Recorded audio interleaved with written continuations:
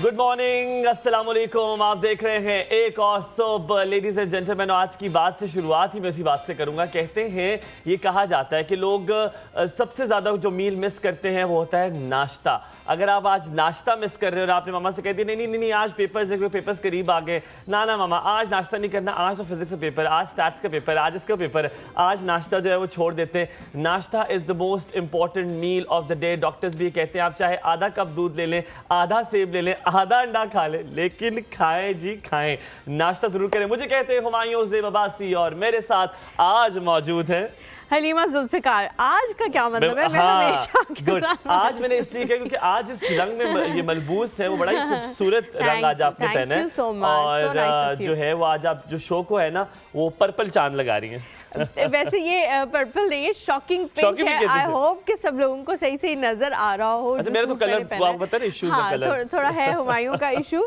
हुमायूं अच्छा, जो हुमायूं का इशू है ना वो ये है कि हुमायूं को ज्यादातर रंग नहीं पता होते हैं और वो थोड़े रंगों को मिक्स करते हैं और ये मैंने बताता है। हाँ, और कहता है कि नहीं ये वही रंग है जो मैं कह रहा हूँ। अच्छा हुमायूं, ये मैंने पिछले दिनों ही पढ़ा है। अच्छा हुआ आपने ये बात कर दी, मुझे याद आ गया कि मर्दों की जो आंखों के लेंस होते हैं वो अल्लाह ताला की तरफ से कुछ इस तरह के डिज़ाइन होते हैं कि वो उनकी एक ख़ास कैपेसिटी होती है, वो उससे ज़्यादा रंगों की वेरिएशन नहीं बता सकती। ये बाकायदा रिसर्च है। यस, और ये मैंने इसलिए पढ़ी बिकॉज माई हस्बैंड का ये एक बहुत बड़ा मसला है। मैं उन्हें कह रही होती हूँ कि ये रंग है, वो कह रहे हैं कि नहीं ये रंग नहीं है, ये रंग है। तो मैंने ख़ास तौर पे इसके बारे में पढ़ा कि इनको अभी तक ये रंग क्यों नहीं याद हो रहे, इतने भी मुश्किल रंग नहीं है। तो फिर मैंने इस पे गिव अप कर दिया क्योंकि ख़वातीन के जो लेंस होते हैं वो कुछ इस तरह से माइन्यूटली डिज़ाइंड होते हैं कि उनको हर रंग अलग अलग तरह से पता लगता है और फिर वो उन रंगों के नाम याद भी कर लेती है। मेरी अम्मी पता है इस रंग को क्या कहती है? क्या? नीला। हाँ, तो बहुत सारे लोग इस तरह से कहते हैं लेकिन ख़वातीन और मर्दों में ये डिफरेंस बाकायदा फिर भी होता है। अच्छा जी, जिस तरह से हुमायूं ने बात की कि सुबह नाश्ता करना जो है वो बहुत ज़्यादा ज़रूरी है।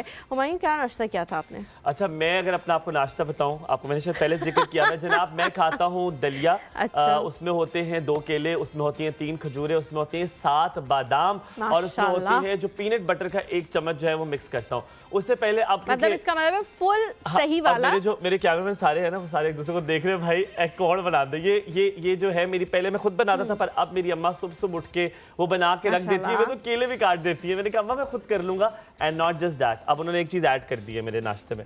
वो कहती है पहले मिल्क शेक पी के तो तुमने खाना, तो मैं मिल्क शेक भी अब पीता हूँ। अच्छा, मैं जो है इसमें से सिर्फ एक चीज खाती हूँ, वो दलिया है और वो जो बाकी सारे इंग्रेडिएंट्स उसमें डाले वो मैं नहीं खाती। अच्छा जी, मौसम के बारे में आप लोगों को बताएं कि कल रात माशाल्लाह पिंडी इस्लामाबाद में बहुत ही ज़्यादा अच्छा खुशगवार मौसम हो गया बारिश के बाद। इस्लामाबाद के बारे में ये बात बहुत ज़्यादा मशहूर है कि इस्लामाबाद 2 दिन से ज़्यादा गर्मी बर्दाश्त नहीं कर सकता। तो वाकई ही इस्लामाबाद ने 2 दिन की जो है वो गर्मी बर्दाश्त की और उसके बाद सुहाना मौसम जो है वो हम सबको मजबूर कर देता है कि हम कुछ अच्छा सा खाएँ। और जाहिर है पहले लाहौर के बारे में ये बात बहुत ज़्यादा मशहूर थी कि वो जब भी अच्छा मौसम होता था खाने की तरफ चले जाते थे, लेकिन अब इस्लामाबादियों के बारे में भी ये बात काफ़ी हद तक सच साबित होती है कि वीक का कोई भी दिन हो हम खाना मिस नहीं करते। और आज जो है वेंसडे है और वेंसडे जो है वो वैसे ही हम बड़े खुश होते हैं क्योंकि वीक का मिड आ गया होता है। तो उसकी भी खुशी हमें चढ़ी हुई होती है कि चलो आधा हो गया, आधा रह गया। वो कल हमारी उम्मुल बनीन भी कहती है अभी ट्यूसडे हुआ था तो कहती है कि हाँ वीकेंड खत्म, ये वीकेंड आने वाला है, वीक खत्म हो गया। हमने कहा है 3 दिन रहते, पलड़ा उस तरफ अभी ज्यादा भारी है पर अब 2 दिन रह गए तो अब पलड़ा जो है वो वीकेंड की तरफ भारी है, अब वीकेंड आने वाला है। आज चलते हैं जनाब, सबसे पहली खबर कौन सी होगी? हमें अगर बता दिया जाए कि पहली खबर कौन सी है?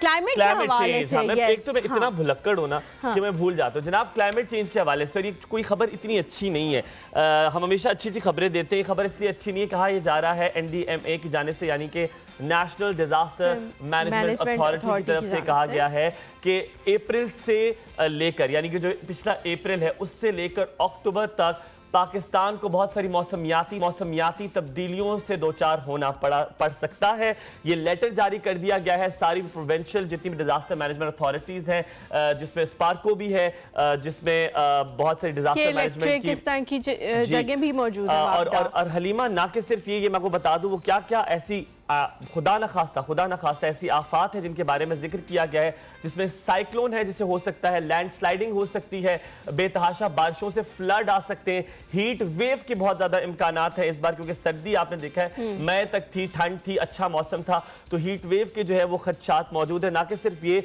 स्नो मेल्टिंग ज्यादा हो सकती है, जो ग्लेशियर्स हैं वो बहुत तेजी से पिघल सकते हैं और उसकी वजह से आपको हमेशा से पता है कि जो नॉर्दर्न एरिया है वो बड़ा इफेक्ट होता है। एक बुरी खबर एक और ये है कि यूजुअली हम जब गर्मी होती है तो हम नॉर्दर्न एरिया का जो है वो रुख कर लिया करते हैं, लेकिन ये एक बात कि इस बार कहा यह जा रहा है मई से जुलाई तक नॉर्दर्न एरिया यानी कि जो नॉर्थ का एरिया है वो गर्म रहेगा, वो उस तरह ठंडा नहीं होगा जिस तरह आप उसे एक्सपेक्ट करते हैं। तो आप लोगों ने अपना जो प्लानिंग है वो सारी उसके हिसाब से करनी है। ये लेटर इसलिए जारी किया गया है, जितनी भी सारी ऐसी अथॉरिटीज हैं उनको कहा गया है कि इसके प्रिकॉशनरी मेजर्स ले लिए जाएं। प्रिवेंशन इज बेटर कि जब कोई आ जाए चीज और उसके बाद उसके ऊपर अमल किया जाए, बल्कि उससे पहले प्रिवेंशन जो है अपने आप को रेडी कर लिया जाए, क्योंकि जो मौसमियाती आफात है हलीमा, उसका आप प्रिवेंशन ही कर सकते हैं, आप कुछ उसको कंट्रोल कर सकते हैं, आप उसे एलिमिनेट नहीं कर सकते, आप उसे निकाल नहीं सकते, क्योंकि ये कुदरती आफात और उसको खत्म नहीं किया जा सकता। जैसे हमने अभी आपने देखा है कि हमने फ्लड से दो चार हुए। जी, अगली खबर की तरफ जो है वो हम अगली खबर की तरफ हम लोग बढ़ते हैं। अगली खबर जो है वो एशिया कप के हवाले से और पाकिस्तानियों के लिए बहुत ही ज़्यादा खुशी की खबर है। हम लोगों ने पीसीबी यानी कि पाकिस्तान क्रिकेट बोर्ड जो है उसने एक हाइब्रिड मॉडल जो है पेश किया था। जितने भी कंट्रीज़ हैं जिन्होंने एशिया कप में खेलना है, जाहिर है जो एशिया की कंट्रीज़ हैं वो तमाम की तमाम एशिया कप में खेल रही हैं, और इस साल ये आ रहा था कि पाकिस्तान में जो है एशिया कप होगा, लेकिन फिर आप लोगों को पता है कि इंडिया कभी पीछे नहीं रहता फड्डा डालने से, तो इंडिया ने जो है वो फड्डा डाल दिया कि जी हम तो नहीं आएंगे, हमें सिक्योरिटी के इश्यूज़ हैं, ये वो फलां। और उसके बाद जो हमारे क्रिकेट बोर्ड के चेयरमैन हैं नजम सेठी साहब, उन्होंने ये बात बहुत प्रूफ करने की कोशिश की और उसमें ये काफ़ी हद तक कामयाब भी रहे कि बहुत ज़्यादा इंटरनेशनल इंडिया से बहुत बड़ी बड़ी टीमें जो हैं वो अभी रिसेंटली ही पाकिस्तान आके अपने मैचेस खेल के जा चुकी हैं, और पाकिस्तान में इस किस्म की कोई सिचुएशन नहीं है जिससे घबराया जा सके या फिर जिसके बारे में कहा जा सके कि इसकी वजह से हम पाकिस्तान नहीं आएंगे। लेकिन इंडिया के आप लोगों को पता है कि उनकी जो वो टांग होती है ना, वो इसी तरह अड़ी रहती है कि किसी ना किसी तरह कोई इवेंट ख़राब कर दिया जाए।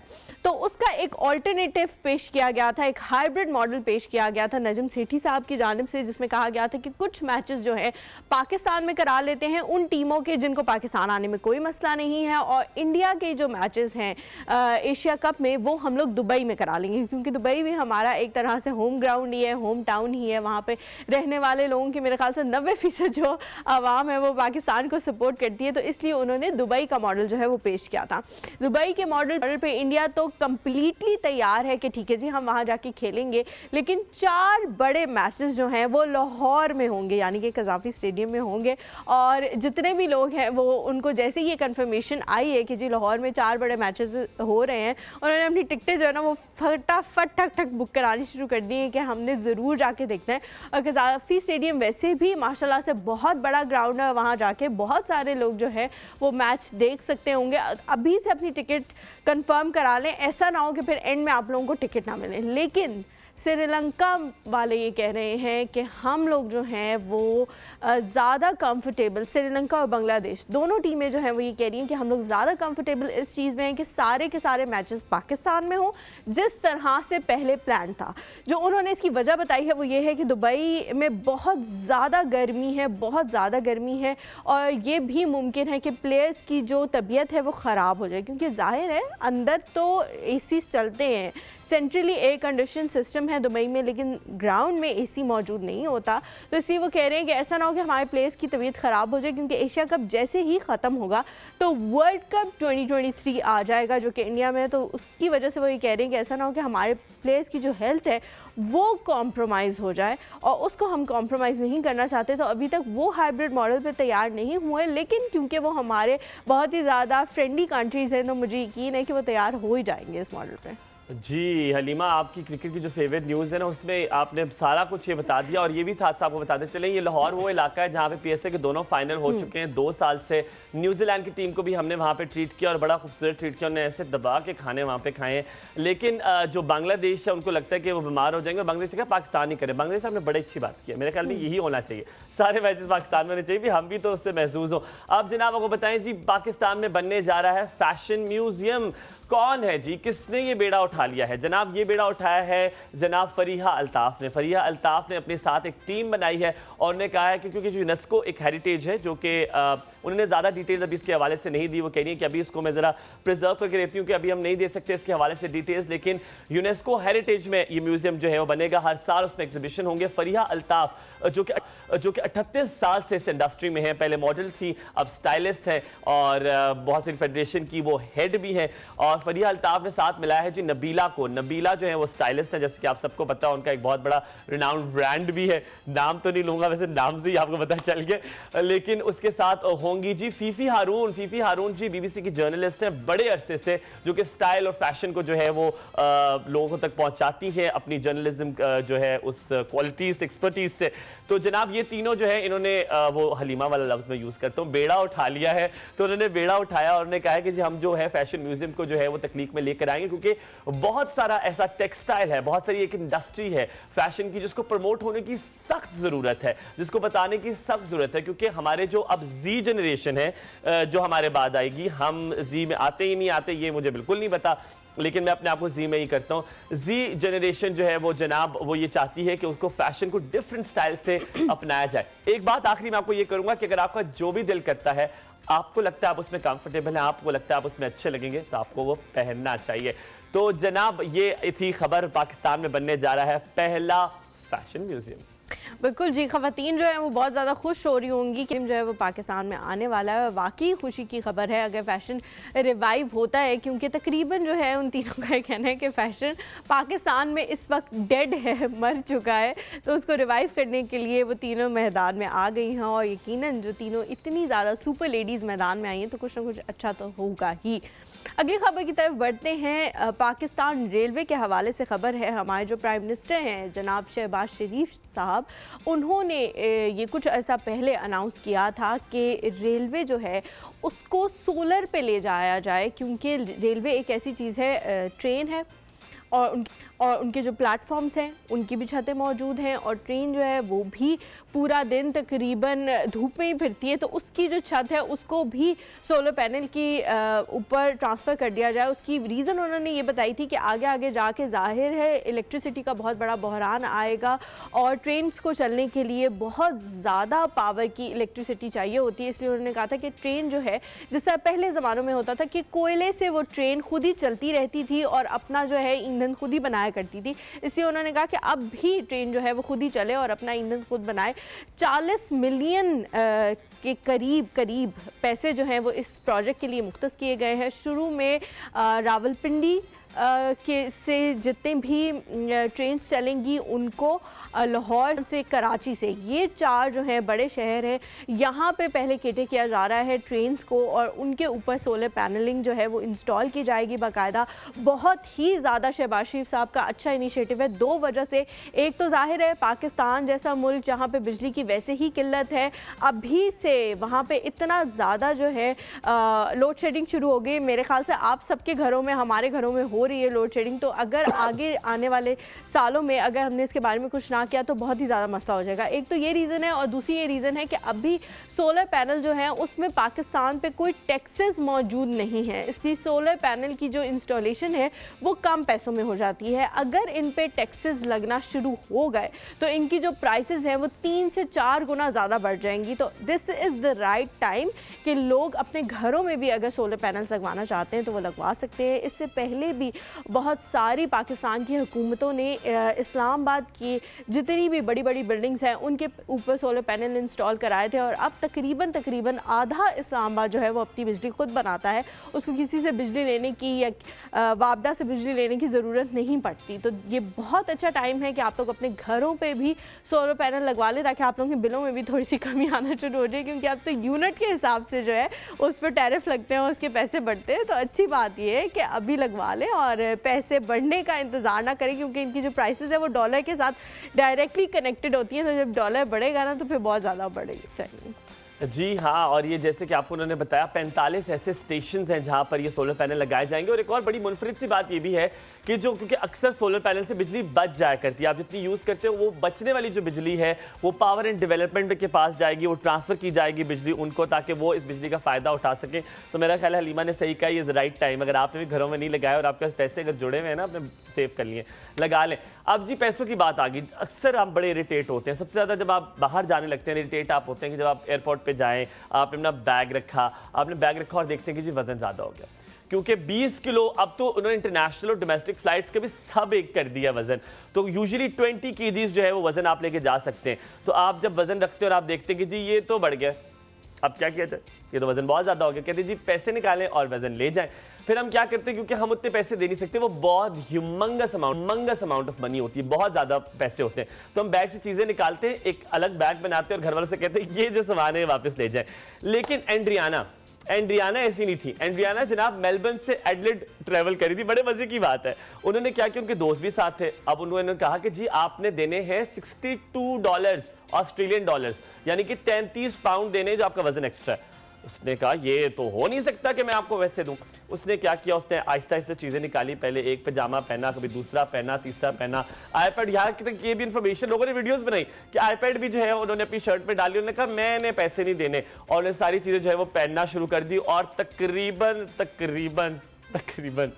32 kg उन्होंने पहन लिया।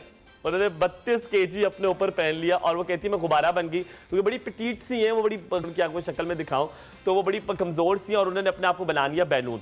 अब हुआ ये कि वो कहते हैं ना कि चोरों को पड़ गए मोर, वो ये हुआ कि उनको पैसे देने पड़ गए। उन्होंने कहा जनाब आपने पहन लिया, अभी भी वजन आपका ज़्यादा है। अब वो बेचारी गुब्बारा बनी हुई और वो कहती है कि मैं पैसे कैसे निकालूं, तो वो यहाँ पे मसला हो गया। फिर उन्होंने जाके जो है वो बड़े मुश्किलों से अपने पैसे निकाले और उन्होंने पैसे जो है वो दे दिए और पैसे भी देने पड़ गए और गुब्बारा बन के वो चली गई और मेलबर्न से एडलेड वो गई। लेकिन ये स्टोरी जो है वो बड़ी मशहूर हुई, तो हमने कहा आपके साथ ही हम शेयर करते हैं। माशाल्लाह बड़ी ही खूबसूरत जो है वो स्टोरी है। और गुब्बारा जिस तरह हुमायूं ने कहा ना कि गुब्बारा बन गई, वो मुझे बहुत मज़े का लगा कि गुब्बारा वाकई अगर आप उनकी पिक्चर्स देखें तो ऐसे आपको लगता है कि एक इंसान जो है वो उससे अब हाथ भी मूव नहीं हो रहे। और जब उन्होंने कहा कि पैसे तो आपको देने पड़ेंगे तो उनके हाथ यूं थे, इतने ज़्यादा उन्होंने कपड़े पहने थे कि हाथ जेब तक नहीं पहुँच रहे थे। लेकिन फिर भी बेचारी ने वैसे काफ़ी हद तक एशियंस वाली हरकत की है। ये इस तरह के जो लीचड़ होते हैं ना वो एशियंस होते हैं कि हमारे उनके पास बजट एक ख़ास हद तक एक बजट होता है, उससे वो एक्सीड नहीं कर सकते। और जब शॉपिंग की बात आती है तो ख़वातीन अक्सर ज़्यादा शॉपिंग कर लेती हैं, तो उनको ये मसला हो जाता है। अच्छा जी, शॉपिंग की बात हो रही है, ख़वातीन की बात हो रही है, तो बैग्स की बात कैसे ना हो, क्योंकि ख़वातीन का जो फेवरेट मशगला होता है वो ये होता है कि वो जहाँ भी जाती हैं एक आधा बैग जो है वो ख़रीद के ले ही आती हैं। एक कंपनी है लुई विटॉन के नाम से और एक और कंपनी है गुची के नाम से। ये दोनों जो कंपनीज़ हैं ये क्या करती हैं कि जब बहुत सारे ब्रांड्स हम इस तरह के देखते हैं कि जब उनकी एक आती है पूरी लॉट आती है बैग्स की और वो नहीं बिकती, तो वो एंड ऑफ ईयर में, एंड ऑफ सीज़न में सेल लगा देते हैं कि अच्छा जी सेल में जो है ना ये बैग निकल जाएंगे हमारे और हमें इनको अपने पास नहीं रखना पड़ेगा, क्योंकि जब हम नेक्स्ट न्यू लॉट लेके आएंगे तो फिर ये पुराना वाला जो फैशन है वो कोई ख़रीदेगा नहीं। लेकिन ये जो दोनों कंपनी है यानी कि लुई विटॉन और गुची, ये ऐसा नहीं करती। ऐसा क्यों नहीं करती इसकी वजह हम आपको बताएंगे, और करती क्या है ये भी बताएंगे। अच्छा जी, ये क्या करते हैं कि इनके जो सीजन्स में बैग निकलते हैं अगर वो नहीं बिकते तो ये उन्हें जला देते हैं। और जलाने के बाद ये कहते हैं, दो रीज़न्स बताते हैं कि दो रीज़न्स की वजह से हम इन बैग्स पे सेल नहीं लगाते। एक रीज़न ये है कि उनका ब्रांड इतना ज़्यादा बड़ा है कि वो कहते हैं कि अगर हमने, और वो उनके बैग्स इतने ज़्यादा एक्सपेंसिव हैं कि तौबा अल्लाह की पनाह, वो कहते हैं कि अगर हमने इन पे सेल लगाना शुरू कर दी और लोगों को पता लगना शुरू हो गया कि सीज़न के एंड पे इन बैग्स पे सेल लगेगी, तो कोई भी हमारा बैग पूरी प्राइस पे ख़रीदेगा ही नहीं। सब लोग इंतज़ार करते रहेंगे सेल का, और जब हम सेल लगाएंगे तभी वो बैग्स बिकेंगे, तो हमें बहुत ज़्यादा नुकसान होगा।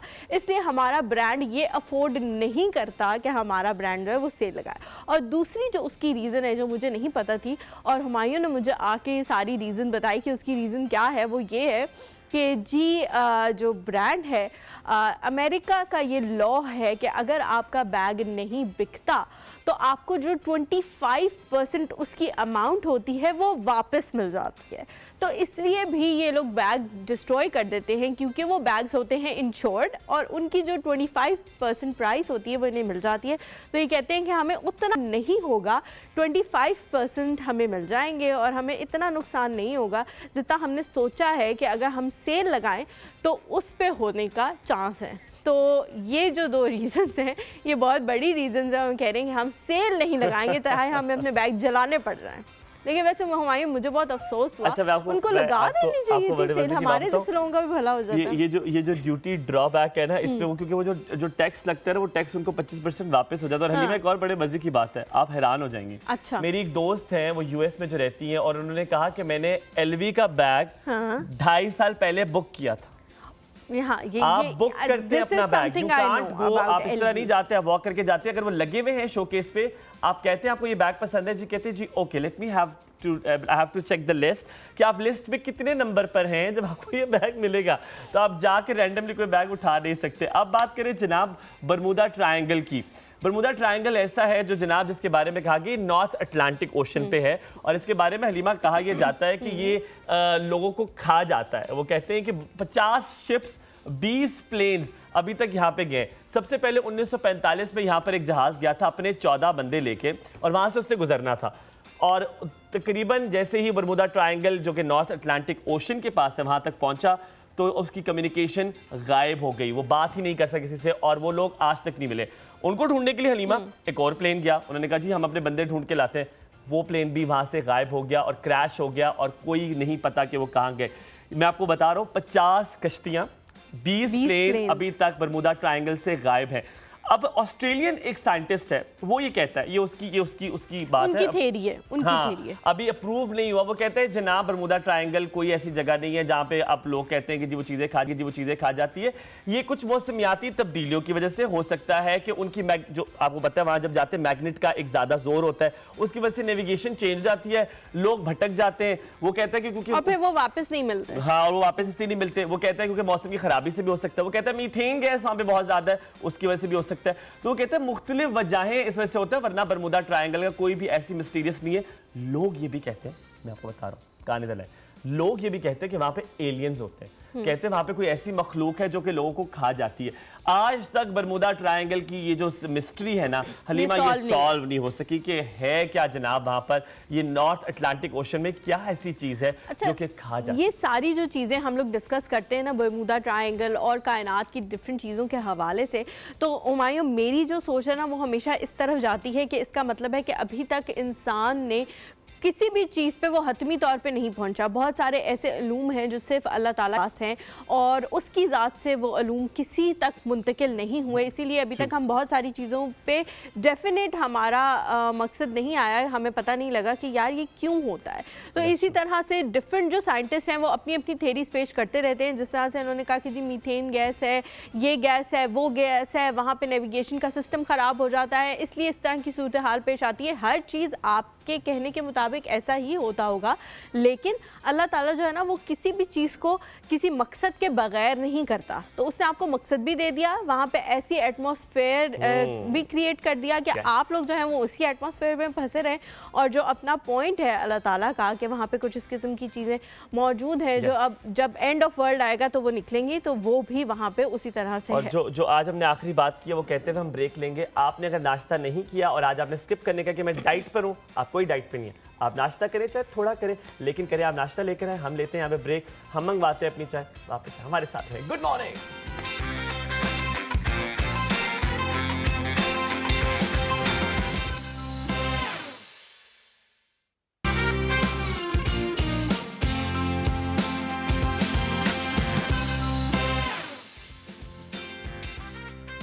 Welcome back. अगर आपने हमारी बात नहीं सुनी और अपना नाश्ता नहीं लेकर आए तो बहुत बुरी बात है, बहुत बुरी बात है। आप अपना नाश्ता साथ लेकर आए जनाब, साथ साथ खाएं, और जो लेकर आए हैं वो बहुत अच्छे लोग हैं और बहुत अच्छी बात है कि आप लोग जो है वो अपना नाश्ता भी साथ लेकर हमारी बातें जो है ना काफ़ी लोग साथ साथ सुन रहे होते हैं। मुझे ब्रेक में जब हम लोग गए थे ब्रेक पे तो मुझे मेरे जो हस्बैंड है उनका मैसेज आया कि आज आप बहुत अच्छी लग रही हैं, तो थैंक यू सो मच। मैं वैसे तो हमेशा अच्छी लगती हूँ और आपको भी हमेशा अच्छी लगती हूँ, लेकिन आज मुझे लग रहा है वाकई कोई ख़ास बात होगी जो आपने मैसेज करके मुझे बात बताई। Thank you. आज मेरा ख्याल है आप आप खाने पे ले जाएं बेगम को आज खाने पे ले जाएं भाई, क्या कर रहे हैं आज, ले जाएं हाँ, ठीक है। इसके बाद आप 11:30 बजे जो है ना वो बाहर खड़े हो आज चैनल के बाहर और आप गाड़ी को हॉर्न बजेगा पिप पिप और हलीमा दौड़ती मैं पहचान लूंगी उनका हॉर्न। फिर आप वो बॉलीवुड की तरफ, अच्छा आप हॉर्न भी पहचान लेते हो जी। तो हम अपने गेस्ट की जाने बातें, ये एक सवाल है जो कि हम बार बार जो है वो पूछना चाहते हैं लोगों से कि क्या आपको आज भी पता है कि डर्मेटोलॉजिस्ट और एस्थेटिशियन में कितना फ़र्क है?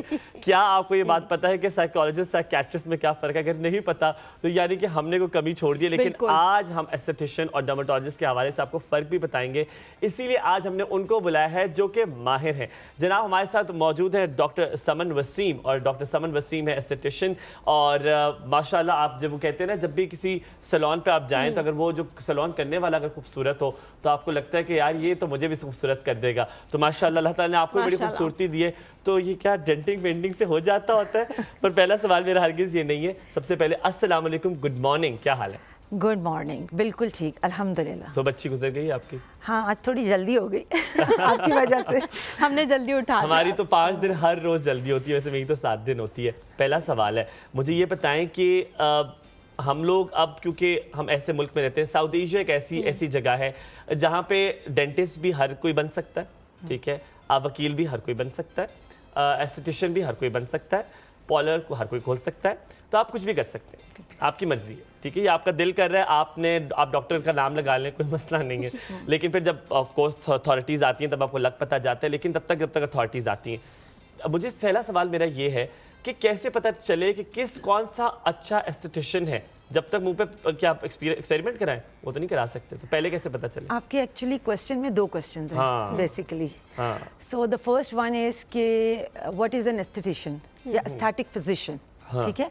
एस्थेटिशियन भी नहीं आप कहेंगे, क्योंकि पार्लर में भी बहुत ये वर्ड यूज होता है, एस्थेटिशियन, एस्थेटिशियन। बिल्कुल, बहुत कॉमन है। It's more about aesthetic physician, aesthetic physician, ठीक है। ये हमने ठीक कर लिया। अब इसमें ये है कि आप पहले MBBS करेंगे, ठीक है, आपके प्रॉपर डॉक्टरेट की डिग्री होगी आपके पास 5 साल की, 5 साल की फॉर श्योर। फिर आप अपनी रेगुलर हाउस जॉब करेंगे फॉर श्योर।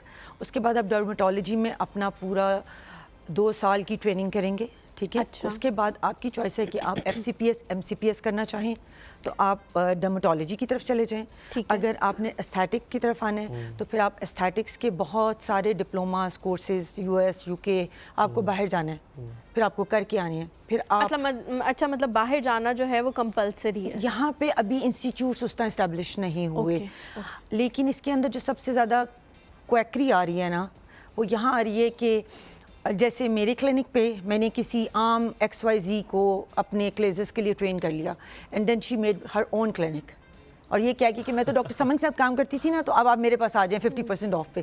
तो यहाँ पे लोगों को बड़ा पता होना चाहिए कि इट्स नॉट अबाउट कि आप किसके पास जा रहे हैं, एटलीस्ट आपका जिसके पास जा रहे हैं वो डॉक्टर तो हो, आपका फेस है, आपकी बॉडी है, आपकी एस्थेटिक सेंस होना बड़ा ज़रूरी है, आपके इंजेक्शंस हैं, so you don't need to go to somebody non doctor. अच्छा, coming back to that question जो हुमायूं ने किया था कि जाने से पहले ये कैसे पता लगे कि कौन कैसा है, क्योंकि पर्सनल एक्सपीरियंस मेरा ये है कि बहुत सारे लोग जो हैं वो होते हैं, सही होते हैं, डॉक्टर होते हैं, सब कुछ होता है उनके पास, इल्म होता है इस चीज़ का, लेकिन वो जो इक्विपमेंट यूज़ करते हैं, पैसे वो हमसे लेते हैं US वाली या फ्रेंच इक्विपमेंट के, लेकिन इक्विपमेंट उन्होंने मंगवाई हुई होती है चाइना से या कोरिया से, तो वो जो कभी शक्कर से ही बना होता है। हाँ, तो वो मिसमैच हो जाता है, लेकिन पैसे वो हमसे उतने ही चार्ज करते हैं। तो जाने से पहले ये कैसे पता लगेगा कि हमने किसके पास जाना है, क्योंकि हम तो इस फील्ड में नए हैं, हमें तो नहीं पता कि किसके पास जाना है किसके पास नहीं जाना, किस तरह से रिसर्च करें? देखो, पहले जब थोड़ा सा 5-6 साल पीछे चले जाए ना, जब I am working for the past 16 years, ठीक है। सो पहले तो ये होता था वर्ड ऑफ माउथ चलता था, ठीक है। जिस डॉक्टर से आराम आया, एक ने जाके 4 को बताया, वो सखर है, चाहे झंग से भी लोग आ रहे हैं, तो लाइक सम आज़ाद कश्मीर से भी आ रहे हैं, तो वो इस तरह आ रहे होते थे। अब पिछले 2 साल 3 साल में पूरा सिनेरियो चेंज हो गया। हमारी सोशल मीडिया ने ना पूरा सिनेरियो चेंज कर दिया है। It's all, initially it was about Facebook, now it's about Instagram, सही, and then the Google reviews. बिल्कुल। अब जब भी मेरे पास कोई नया आके बैठते हैं ना, पहले हमें आदत थी, वो बताते थे हमें फलाने ने भेजा, उनका बड़ा अच्छा ट्रीटमेंट हुआ, उन्होंने कहा आपके पास ही जाएं। इवन US UK से लोग पहले से अपॉइंटमेंट्स लेते हैं, गूगलबाजी का बताते हैं। अब गूगलबाजी बताते हैं कि गूगल में आप नज़र आ रही थी, हमने आपके रिव्यूज़ पढ़े, आपके रिव्यूज़ में लोगों ने ये लिखा हुआ था, तो वो अब बिल्कुल और इस तरह से लोग डिटेक्ट करते हैं. It's all about the laptop and the social media. अच्छा, अब जी आप कुछ पूछ रहे थे? मैं पूछना चाहती थी कि गूगल के रिव्यूज ठीक होते हैं? यार देखो, अब मुझे लोगों का नहीं पता, बट हम लोग तो जैसे खुद तो रिव्यू नहीं दे सकते. सही, उसमें एक दो लोग होंगे जिन्होंने गलत भी दिए होंगे कि भाई 10 होंगे जिन्होंने बहुत अच्छे भी दिए होंगे. सो मोस्टली मेरे एंड से तो सब कुछ वो सही होता है. डॉक्टर समन, ये हलीमा ने बड़ा अच्छा सवाल पूछ लिया अनजाने में. वो अनजाने में क्योंकि ये आपने शायद जान के पूछा है. और पता है गूगल रिव्यूज भी सैलून्स खुद अपने लिखवा लेते हैं. नहीं, और मुझे फिर जो नहीं पता. कंपेटिटर्स है वो उसको खराब करने के लिए भी पे करते हैं. तो ये भी एक सिनेरियो मैंने देखा है और मैं विटनेस हूँ. सवाल आपसे ये है, जो सबसे एक अजीम सवाल है जो कि हमने पूछना है आपसे. मैंने गोरा होना है. ये क्यों लोग चाहते हैं कि हमें गोरा होना है? क्यों हम अपने जो कॉम्प्लेक्शन है उससे ओके नहीं है? मैं ये बात बड़े मज़े की बताऊं. मैं बहुत सारे चैनल्स में मैंने काम किया, बहुत सारे होस्ट के साथ काम किया. हलीमा के साथ मैंने जब काम किया तो हलीमा की एक बात जो मेरे जहन में जो बस गई वो मुझे बड़ी अच्छी लगी. हलीमा ने मेकअप आर्टिस्ट को कहा भी, कहती है बॉबी आज आपने बिल्कुल वैसा मेकअप किया जैसा मैं खुद करती हूँ कि I don't want to be गोरा. And I really liked it. मैंने कहा she is not even कि tan कोई वो है, but इनका गंदमी complexion है, which she's owning it. हाँ, मैं अपनी स्किन से भी एक टोन डार्कर में मेकअप करती हूँ. मुझे लगता है वो ज़्यादा अच्छा. तो क्या गोरा होना खूबसूरती की अलामत है? क्या इस मिथ को तोड़ने की जरूरत नहीं? ये आप I have made a lot of videos about it. ठीक है, और उसके अंदर सबसे मेन पॉइंट जो मेरा हमेशा हर एक पेशेंट के साथ भी रहा है और सोशल मीडिया पे भी रहा है, आप मेरे पेज पे भी देखेंगे तो it's again and again going on कि you have to be comfortable in your own skin. That's the most important. हमें आई एम सो सॉरी, मुझे लगता है कुछ लोगों को बुरा भी लगेगा, ख़ास तौर पे मेल्स को बुरा लगेगी मेरी बात थोड़ी सी, क्योंकि 10 आउट ऑफ 8 ख़वातीन जो मेरे पास आती हैं और कहती हैं गोरा कर दो, वो किसी की डिमांड पे आती हैं. And even the Pathans, they are so fair, और उनके साथ उनके हस्बैंड्स होते हैं और वो कहते हैं कि हमारी मामा ने तो कहा कि तुम्हारा रंग तो इतना अच्छा है, इसका थोड़ा बच्चों के बाद ख़राब हो गया, इसको और गोरा कर दो. सीरियसली मैं उनके साथ एक घंटा बहस करती हूँ इस बात पे. हाँ, मैंने कहा कि तुम इधर बैठो ना, तो मतलब तुम्हें अपने बाल गिर गए वो नज़र नहीं आ रहे, मतलब तुम्हारा पेट निकल आया तुम्हें नज़र नहीं, तुम उस बेचारी के कलर के पीछे, और उसका इतना फेयर कलर है. तो I am not going to do it. और सीरियसली टेम्प्रेरी तो ये कर देगा, लेकिन लॉन्ग टर्म इसका कोई इतना ना ये अप्रूव्ड है ना, लेकिन बस हमारी पूरी अवाम इसके पीछे चली गई है. अच्छा, इसके मुझे अंदर आपकी इस बात पे ना मुझे वो लतीफ़ा याद आ रहा है कि वो ख़वातीन जो होती हैं ना अपने बेटों की शादियां कराती हैं बड़ी खूबसूरत. ये मैं बोलना नहीं चाह रही थी. हाँ, नहीं मैं बोलना चाह रही हूँ. बड़ी खूबसूरत औरतें ढूंढ के जो है ना अपने बेटों की शादियां कराती हैं, और फिर जब बच्चे जो हैं वो बेटे पे चल जाते हैं तो मिशन फेल हो जाता है उनका, क्योंकि अगली नस्ल तो आप ही के बेटे पे गई है. तो इसलिए इस बात को खुदारा छोड़ दें. एग्जैक्टली, इट्स हमारी सोसाइटी का प्रॉब्लम है. हमें खुद चेंज होना है, हमारी माओं को चेंज होना है, हमारे लड़कों को चेंज होना है. और डॉक्टर साहब, मुझे लगता है कि लड़के जो हैं वो अल्हम्दुलिल्लाह आजकल के जो लड़के हैं वो कंपैरेटिवली अगर हम अपने फादर फिगर्स को देखें या उस ज़माने के लोगों को देखें तो उनसे बहुत बेहतर हैं. वो हेल्पिंग भी हैं अपनी बीवी को लेकर, लेकिन वो सोसाइटी का एक प्रेशर कि ये तुम्हारे साथ खड़ी हुई अच्छी लगनी चाहिए, फलां, इस तरह की चीज़ें बहुत ज़्यादा होती हैं. सेकेंडली, पहले हम लोग ये देखते थे कि जब शादियां होती थीं तो कुछ फेशियल या इस तरह की चीज़ें कराई जाती थीं.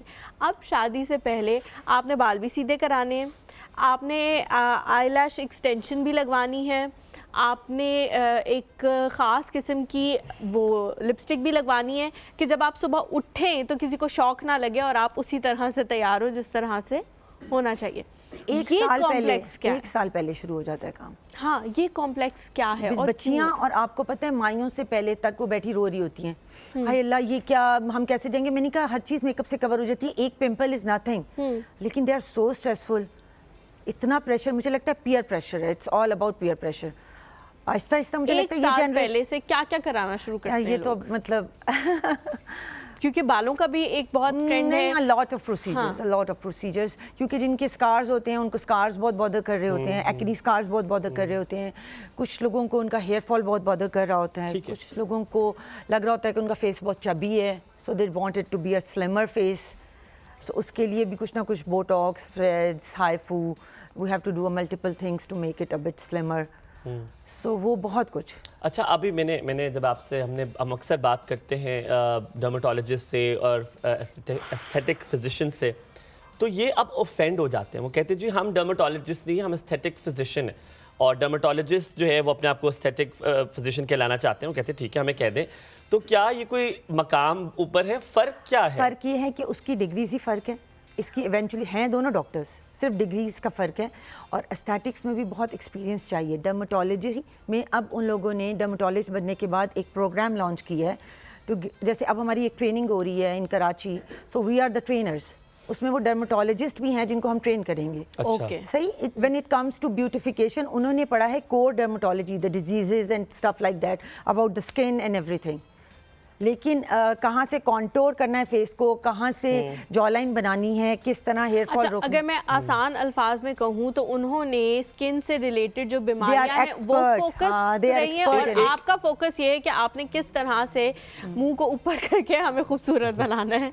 ये इस तरह overall the Botox, the fillers, the threads, the something. एक जोक मार लूं अगर आपकी इजाज़त हो, सारी डर्मेटोलॉजिस्ट की इजाज़त तो मुझे ये बताएं, यानी कि हमारे ऑफिस हम कहते हैं, हमारी बॉस जो है तो हम उन्हें बॉस कहते हैं, और हम कहते हैं हम छोटे पांडे, तो क्या डर्मेटोलॉजिस्ट छोटे पांडे? नहीं नहीं नहीं नहीं, बिल्कुल भी नहीं, बिल्कुल भी नहीं। डर्मेटोलॉजिस्ट बल्कि एक बहुत अच्छी डिग्री है और हमारे सीनियर्स हैं, but all over the world ना डर्मेटोलॉजी और एस्थेटिक फिजिशियन दो डिफरेंट फील्ड्स हैं। ओके, ठीक है। अच्छा डॉक्टर साहब मुझे अब ये बताएं, थ्रेड लिफ्टिंग आपका बड़ी महारत है उसमें, अब क्योंकि अक्सर आपने देखा है लोग के एक्सीडेंट खुदा न खास्ता हो जाते हैं, तो बम्प्स बन जाते हैं, चीज़ें अंदर, मतलब जैसे अभी आप देख सकती हैं मेरा एक्सीडेंट हुआ हुआ, तो ये मेरा है एक बम्प तो इसको नहीं कहेंगे, अंदर गई हुई है थोड़ी सी हड्डी। तो ये क्या ये थ्रेड लिफ्टिंग से आप खींच के बाहर ले आती है? थ्रेड लिफ्टिंग कम्प्लीटली कुछ और चीज़ है? कंप्लीटली कुछ और चीज़ है, क्योंकि मुझे किसी ने कहा था, जब मैंने ये कहा था कि ये अंदर है, तो उसने कहा था जी थ्रेड से बाहर आ जाएगी। अच्छा, ये बिल्कुल भी पता नहीं लग रहा था, आपने ना यूं यूं कर करके बता दिए कि यहाँ पे कुछ है। नहीं, स्टिल आई कैन अंडरस्टैंड। हाँ, तो जरा मुझे बताएं थ्रेड लिफ्टिंग क्या होती है? Thread lifting is totally different. वो क्या होती है? थ्रेड लिफ्टिंग जो फेस लिफ्ट्स है ना, उन सर्जिकल होते हैं और नॉन सर्जिकल होते हैं। ठीक है। सर्जिकल फेस लिफ्ट जो है प्लास्टिक सर्जन्स करते हैं, ठीक है, उसमें इंसिजन देते हैं and they just pull the skin up, and it's mostly after 60 की एज के बाद आप फेस लिफ्ट कराएं। 60 से पहले आप नॉन सर्जिकल फेस लिफ्ट्स लेते हैं, उनके अंदर फिर थ्रेड लिफ्ट्स आते हैं, थ्रेड्स डालते हैं और उनसे खींचा जाता है, ठीक है। उससे आपकी जो थोड़ी सैगी स्किन है ना, जो आपकी जॉ लाइन है ना, ये सारी चीज़ें बहुत बेहतर हो जाती हैं थ्रेड से। और उसके अलावा एक छोटे पीडियो थ्रेड्स होते हैं, I use them for the hair growth as well, उसके बड़े अच्छे मुझे रिजल्ट्स मिले। और दर्द होता है? No pain no gain actually, but that is very very nice, very nice. मतलब आज तक कौन सी चीज बगैर पेन के जिंदगी में आपको बड़ी मजे की मिलती है? ये आपने दिल की और बात कर, जिसके लिए मेहनत करते हैं वो फिर अच्छा भी लगता है ना कि हाँ ये देखो, तो उससे बाल बहुत बेहतर होते हैं। उसके बाद मैंने स्कार्स में बहुत किए हैं, पीडियो थ्रेड्स, छोटे थ्रेड्स। उससे क्या होता है कि आपकी कोलेजन स्टिमुलेशन होती है और स्कार रिपेयर होती है और स्कार फिलिंग खुद शुरू हो जाती है आपकी अपनी स्किन की। अच्छा डॉक्टर साहब, बहुत सारे लोग जो हैं जब आप जाते हैं डर्मेटोलॉजिस्ट के पास, तो वो ये कंप्लेंट करते हैं कि हम कराने कुछ और गए होते हैं, और वो लोग आगे से ना बहुत ज़्यादा मशवरा देना शुरू कर देते हैं कि आप ये भी कर लें, ये भी कर लें, ये भी कर लें, ये भी कर लें। मेरी अपनी कज़न्स जो हैं वो जब गई तो उन्होंने पहले एक को देख के कहा कि आप तो बहुत काली हैं, आप ऐसा करें शादी से पहले ना गोरी हो जाएं। अगली दफ़ा अगले सेशन में उनकी बहन उनके साथ गई तो उन्होंने उनकी बहन को देख के कहा कि नहीं, इनके मुकाबले में तो आप काफ़ी गोरी हैं, मेरे ख्याल से आप जो है ना वो गोरे होने के बारे में सोचें, क्योंकि आप माशाल्लाह बहुत काली हैं, तो आप गोरे होने के बारे में सोचें। ऐसा एक तरफ हम लोग एजुकेट कर रहे हैं लोगों को कि आपने वैसे रहना है जैसे आप हैं, दूसरी तरफ आप अपना थोड़ा कारोबार चमकाने के लिए या इसलिए कि चलो मेरे पास एक और पोटेंशियल क्लाइंट आ जाएगा, उसके लिए आप लोगों को इस तरह के मशवरे दे रहे हैं, तो इज़ इट ओके? देखें, इसमें भी बातें दो हो गई। एक तो ये हुआ, अगर मैं अपनी बात करूं तो जैसे अगर मैं यहाँ नहीं भी बैठी सेट पे, आप कभी भी रैंडम किसी को भी भेज के देख लें, when the patient is sitting in front of me और वो नया पेशेंट है, मैं यूजुअली उससे पूछती हूँ कि आप क्यों आए, और उसके बाद मैं लिखना शुरू करती हूँ। फिर मैं पूछती हूँ आप क्या चाहती हैं, ये चाहते हैं, वो अपने कंसर्न्स बताते हैं, जो वो बताते हैं मैं उसके अकॉर्डिंगली उनको एड्रेस करती हूँ। ठीक है। उसके अलावा वो अगर कहते हैं कि आप बताएं, तो मैं कहती हूँ मैं आपको कॉन्शियस नहीं करना चाहती, ठीक है, you are here for something, वरना मैंने ऐसे लिख देना आपको। हाँ, यू आर हेयर मैंने एक मजमून लिख देना। हाँ, वो लिखा देखा है ना मैंने लोगों का, तो मैं कहती हूँ कि मैं आपको एम्बैरेस बिल्कुल नहीं करूँगी, बट आप पहले कॉन्फिडेंस बिल्डिंग करें, आपको देखें, आपको रिजल्ट्स अच्छे मिलें जो आप चाह रही हैं। पेशेंट का कॉन्फिडेंस भी तभी बनता है। अगर मैं उसको 10 चीज़ें लिख दूंगी ना, वो उसने नहीं सोची हुई, वो करवा तो शायद लेगी प्रेशर में, लेकिन इवेंचुअली जाके बाहर जो है ना बोलेगी कि क्या बकवास थी ये डॉक्टर। और ये उसी तरह जैसे हमारी फैमिली में होता है। एक आंटी बड़ी अच्छी हैं, वो बड़ा अच्छा बोल रही हैं, एक आंटी आके कह रही हैं ये तुमने जूता मैचिंग पहनी नहीं, तुम्हारे तो कपड़े मैच नहीं हो रहे, ये तुमने आज बाल कैसे बना लिए, तुम तो मतलब समझ आई। सो इसी तरह के लोग हम डॉक्टर्स भी हैं ना, पीपल आर डिफरेंट। सो अगर हम अपने इंसाफ से काम करें तो मेरा नहीं ख्याल कि कोई इम्पोज मैंने आज तक नहीं किया, मैंने देखा बहुत है। वो जैसे वो मैंने पेशेंट को मना किया ये वाइटनिंग ना लगवाओ, मैंने पेशेंट को मना किया अंडर आई फिलर मत लगाओ, 10 दिन बाद वो रोती वापस आई, मैं XYZ के पास चली गई, उन्होंने मुझे लिटा लिया, उन्होंने मुझे कर दिया। How can somebody do that कि तुम्हें ज़बरदस्ती लिटा ली, पैसे भी नहीं लिए, उन्होंने कहा पैसे अगली उसमें दे देना।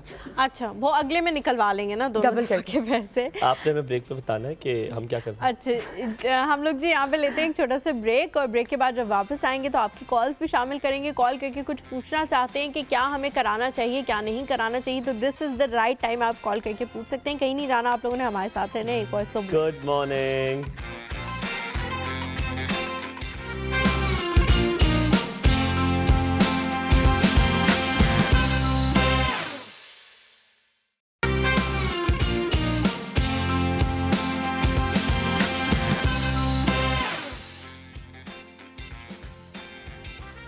जी गुड मॉर्निंग वंस अगेन। आप अगर वापस आ गए हैं तो जनाब आपसे ये बात मैं ज़रूर कहूँगा कि खुदारा किसी का दिल ना तोड़ें, क्योंकि दिल में खुदा बसता है। हम अक्सर कभी कभी ऐसी कोई बातें कर देते हैं, ऐसे नाम बोल देते हैं, ऐसी चीज़ें, कभी कभी छोटे बच्चे होते हैं ना, मैंने अक्सर देखा बड़े पढ़े लिखे ख़ानदानों में कि उसको कालू करके बुला लेंगे और कोई ऐसा लफ्ज़ कह देंगे, कहेंगे नहीं मैं तो मजाक कर रहा हूँ, मुझे इससे मोहब्बत है। ऐसी मोहब्बत आप अपने दिल में रखें, इसको बाहर ना निकालें। तो ऐसे लोगों को नाम से बुलाना हमारे दीन में भी सख्त मना है, और जो उसका नाम है आपको उसी नाम से बुलाना चाहिए। ओ छोटे, ओ लंबे, ओ पतले, ये नाम लिया करें, ये बहुत बुरी बात है। बल्कि यूनिवर्सिटी स्कूल में भी ये अप्रिशिएट करें बच्चों को कि वो उनको उनके नाम से बुलाया करें। आपसे आपके पास वापस आते हैं डॉक्टर समन। मेरा सवाल आपसे जो मैं अक्सर पूछता हूँ ताकि हमें अवेयरनेस हो, वो नेशनल इश्यूज़ क्या है आपके पास? ज़्यादातर लोग किस लिए आते हैं? नाक के लिए आते हैं, जॉलाइन ठीक करने के लिए आते हैं, रंग तो यकीनन आते होंगे। वो एक ऐसे क्या इश्यूज़ है जिसके लिए डॉक्टर समन के पास आते हैं? ज़्यादातर लोग उसी के लिए आते हैं कि ये आंखें ठीक कर दें, ये ठीक कर दें, डार्क सर्कल्स, ठीक है, अंडर आई फिलर्स, जो कि डार्क सर्कल्स आजकल बड़े कॉमन है। अंडर आई फिलर क्या होता है? डार्क सर्कल्स को ख़त्म करता है। हम फिलर करते हैं तो उससे डार्क सर्कल का भी जो शेडो है ना डार्क, वो ख़त्म हो जाता है। And even at 20-21 people are getting it, ठीक है। तो रात को टाइम से सोया करें ना। नहीं, कुछ लोग आप लोग समझा सकते हैं तो समझा लें इधर बैठ के, मैं तो नहीं समझा सकती। डॉक्टर समन, कुछ लोग को डिजीज भी होती है, they can't get it sometimes it's genetics as well, genes में इनहेरिट किया होता है। The second thing is lip fillers। अच्छा तो कोई ऐसी बात नहीं, लाइक मतलब आपको तो पता होगा इसमें अच्छा कोई ऐसी बात नहीं है। अच्छा, लिप फिलर कराते हैं लोग। उसके बाद थ्रेड लिफ्ट्स बहुत कराते हैं, स्कार ट्रीटमेंट बहुत कराते हैं।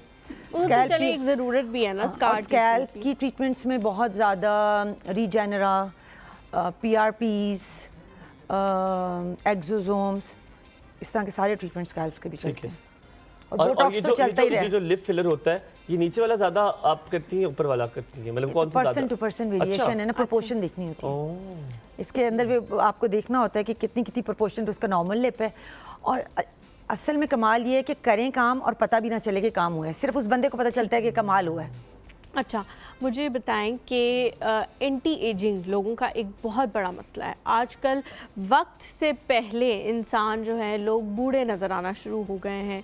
उसकी क्या रीज़न है और उसको प्रिवेंट कैसे किया जा सकता है, या उसके लिए आप क्या प्रोसीजर करती हैं? हमारे साथ एक कॉलर भी मौजूद है, उनको ले लेते हैं, फिर आपसे सवाल पूछते हैं।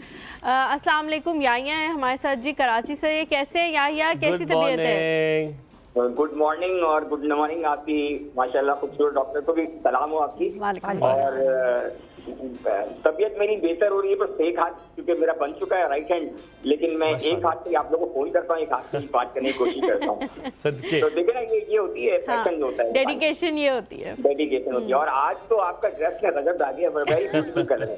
Thank you so much. लेकिन एक कॉस्मेटिक बात तो नहीं है, आपके चेहरे पे नेचुरल मासूमियत है ना, वो बड़ी अहमियत रखती है। थैंक यू, बहुत शुक्रिया याहिया। अच्छा, पहले तो डॉक्टर साहब का सलाम हो मेरा, क्योंकि मैं भी देख भी रहा था तो मैं सोच रहा हूँ कि ये जो ट्रीटमेंट BRP वाला ट्रीटमेंट ये बड़ा स्पेशलाइज ट्रीटमेंट है, इसमें आपको कोई हर आदमी नहीं कर सकता। लेकिन अनफॉर्चुनेटली हमारे यहाँ बहुत सारे ऐसे सेंटर्स खुल चुके हैं जो दावे करते हैं कि हम ट्रीटमेंट करते हैं, लेकिन उनमें क्वालिफाइड लोग नहीं होते, जिसकी वजह से कॉम्प्लिकेशन होती है। और अक्सर ये होता है कि वो थोड़े अर्से बाद जो ट्रीटमेंट कराते हैं उनका बिगड़ जाता है, मामला खराब हो जाता है। मेरा इनसे यही सवाल है कि जो आदमी, इसकी क्या क्वालिफिकेशन है, एक डर्माटोलॉजिस्ट है, सिर्फ सिंपल डर्माटोलॉजिस्ट है, और एक पीआरपी ट्रीटमेंट करने वाला है, उसमें क्या डिफरेंस होना चाहिए, उसके बाद कौन सी डिग्री होती है? ठीक है। अच्छा, दूसरा सवाल ये है कि देखिए हमारे यहाँ मोस्टली होता है कि बाल आपने आर्टिफिशियली लगा लिए, लेकिन उसको मेंटेन करने के लिए यानी आपको लाइफ पर आना जाना पड़ता है, उसकी कटिंग भी स्पेशलाइज होती है,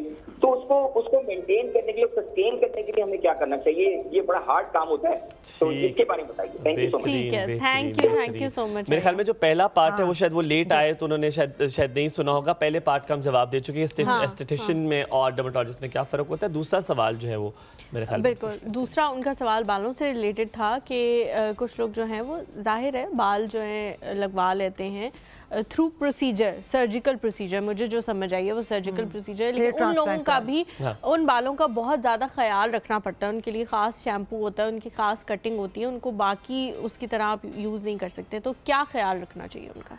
सबसे पहला ख्याल तो ये कि जिससे वो हेयर ट्रांसप्लांट करा रहे हैं वो वही वाली बात के रॉन्ग नंबर नहीं होना चाहिए, राइट, फर्स्ट थिंग, क्योंकि उससे बहुत कुछ मैटर करता है। बिकॉज आफ्टर अ ईयर आप you and up having a disaster, right.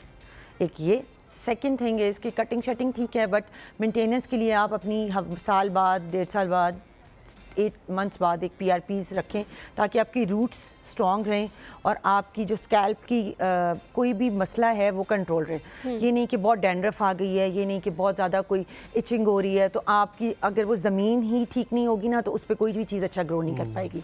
Cutting और ये मेंटेनेंस से ज़्यादा उस स्कैल्प को सही रखना ज़रूरी है। ठीक है। अच्छा, अब बोटॉक्स के बारे में आपसे पूछें, प्रोसीजर्स के बारे में हम जाते हैं। लोग इंजेक्शंस लगवाते हैं तो उसका एक तो क्या केयर करनी है बोटॉक्स अगर आपने करवा ली है, और दूसरी बात वो प्रोसेस क्या होता है, आपको बोटॉक्स कैसे आप करती हैं फॉर द फेस? अगर मैं आपको सिखा दूंगी तो आप कर लेंगे ना, ओह, है ना? और फिर मैं मतलब कैसे करती हैं? हमारे पास डिग्री नहीं है, हमारे पास कोई नहीं हम नहीं आएगा। करेंगे, आप करेंगे। नहीं, कैसे करना तो पता नहीं कैसे बताऊंगी, बट ठीक है, लेकिन ये उसकी हाँ, क्या किस अगर पे एक बार करती हैं? करा लिया है? नहीं, क्वेश्चन इज कि किस पे करती किस पे करती? हाँ, ये बता दें किस पे करती हैं? किस पे करना चाहिए।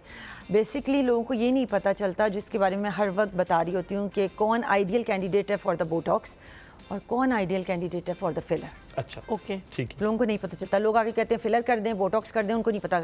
इसके अंदर बेसिक डिफरेंस है सिर्फ। बोटॉक्स हर उस बंदे पे हो सकता है जिसकी मसल मूवमेंट के साथ लाइंस आती हैं।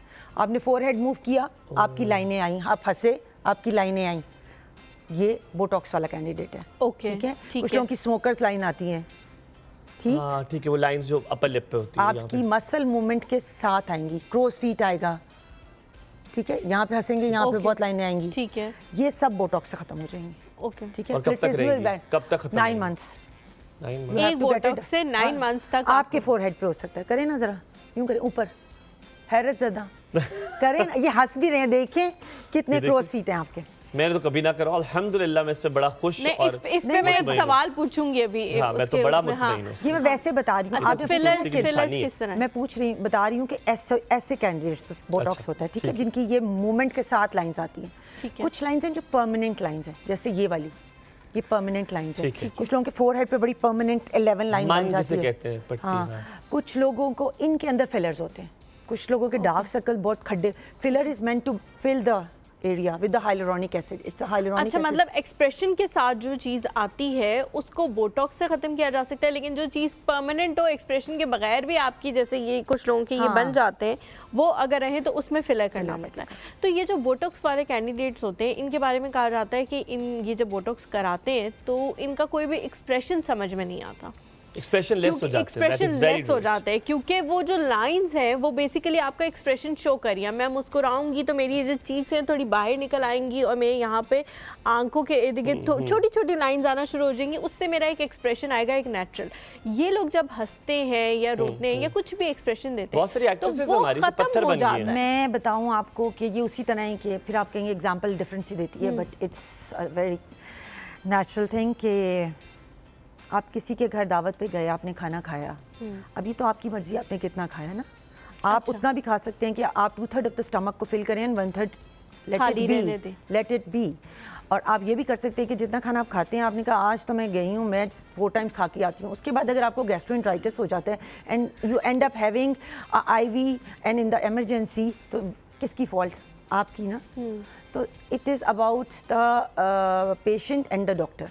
ओवरडू नहीं करना। दे ओवर ट्रीट द पेशेंट। मैंने पहले ही ये बात आपको बताई थी कि एस्थेटिक फिजिशियन का काम ही ये है कि वो काम भी ऐसा करे कि सिर्फ आपको लगे कि बड़ा फ्रेश दिख रहा है बंदा, वो सारी लाइंस वो इस तरह नहीं फेर देनी पूरे मुंह पे। और जो आपको लग रहा होता है 40 के बाद अमूमन लाइंस डीप होती जाती हैं, ठीक है, और 50 के बाद और भी ज़्यादा। अभी आप लोग यंग हो तो उसमें आप मतलब जितना इंसान है ना, लाइक 50 का है तो वो 40 का दिखे, 40 का है तो वो 30 का, और 30 से पहले तो वैसे ही नहीं करते। So it's just about the natural looking thing. और जो आपको लग रहा होता है वो गोले बने हुए और हंस नहीं सकते, सब कुछ जुड़ गया है, वो इसलिए हो रहा होता है कि वो ओवरडू हो गया होता है। और फिर वो सारे एक्सप्रेशन और अच्छा ठीक है। अच्छा, लोग ये भी नॉर्मली कहते हैं कि ये एक किस्म की एडिक्शन है और जिनको ये हो जाती है वो फिर बार बार जाते हैं और कहते हैं कि हमें और ज़्यादा खूबसूरत होना है। इसके बारे में भी आके पूछेंगे। अभी लेते हैं एक छोटा सा ब्रेक। आप लोगों ने कहीं जाना, हमारे साथ है ना एक और सब में।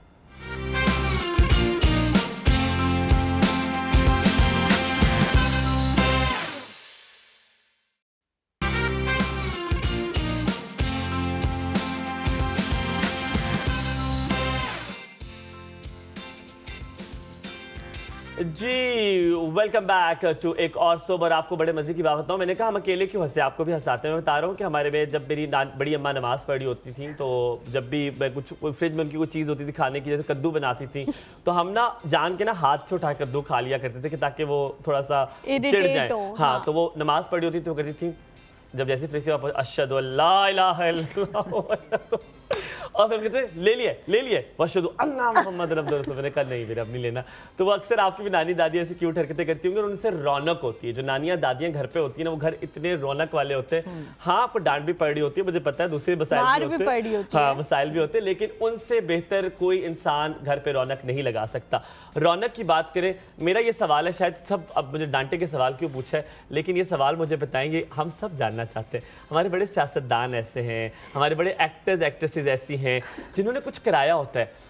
मुझे आज आपने मतलब आप आज मुझे समझ लग रहा है कि आज पहली और आखिरी दफा आई हूँ। इसके बाद आप चाहते हैं कि आप तो इधर बैठे रहे, मैं कभी नहीं आऊँ, है ना? नहीं, मुझे पता है वो कैसे पता चल सकता है, ये सवाल पूछते हैं। नहीं, हमें पता चल जाता है। अच्छा, हमें कैसे पता चले कि इन्होंने ये कराया ये कराया। और दूसरा मेरा सवाल साथ में, मुझे पता है वैम्पायर फेशियल, ये फेशियल कहते हैं, वैम्पायर फेशियल जो है उसके क्या फ़ायदे हैं और किसको कराना चाहिए? क्योंकि आप तो बता नहीं रही कैसे करते हैं, तो ये बता दें किसको कराना चाहिए और उसके फ़ायदे क्या हैं, क्योंकि वो मैं PRP जैसी टाइप चीज़। वो वैम्पायर फेसलिफ्ट बोलते हैं उसको। बेसिकली वैम्पायर इसलिए बोलते हैं कि उसके अंदर ब्लड है, ठीक है? ब्लड को लेते हैं, ब्लड को सेंट्रीफ्यूज करते हैं, उसमें से PRP हम आप ही का ब्लड होता है, आपका ही ब्लड होता है, सेफ होता है, रिएक्ट नहीं करता। उसके अंदर से हम ग्रोथ फैक्टर्स अलहदा करते हैं, प्लेटलेट रिच प्लाज्मा अलहदा करते हैं एंड वी इंजेक्टेड। उसके साथ जब हम माइक्रो नीडलिंग करते हैं तो आपकी बहुत सारी जो सुपरफिशियल वेसल्स होती हैं वो रप्चर होती हैं, तो ब्लड आता है हल्का हल्का फेस में ना, पेन नहीं होती, तो इसलिए उसको वैम्पायर कहते हैं। यानी कि इसमें गेन कुछ नहीं है? नहीं, गेन है इसमें, पर आपने तो कहा था नो पेन नो गेन। लेकिन नवीन क्रीम है और ये माइल्ड प्रोसीजर है हमारा, सबसे हल्का प्रोसीजर है। समझ कैसे पता चले किसने क्या प्रोसीजर कराया है? कुछ कोई थोड़ा सा टिप पता है कैसे पता चलता है? जो कहना है कि मैं बहुत फ्रेश, मैं आजकल बहुत अच्छी स्लीप ले रही हूँ, मैं बहुत फ्रेश इसलिए हूँ कि मैं फ्रूट्स बहुत खा रही हूँ, तो वो खा तो रही होंगी लेकिन साथ यानी कि अभी आपकी कोई लाइन नहीं पड़ी तो हम समझ लेंगे प्रोसीजर कराया। हाँ, जाहिर बात है। हाँ, जाहिर सी बात।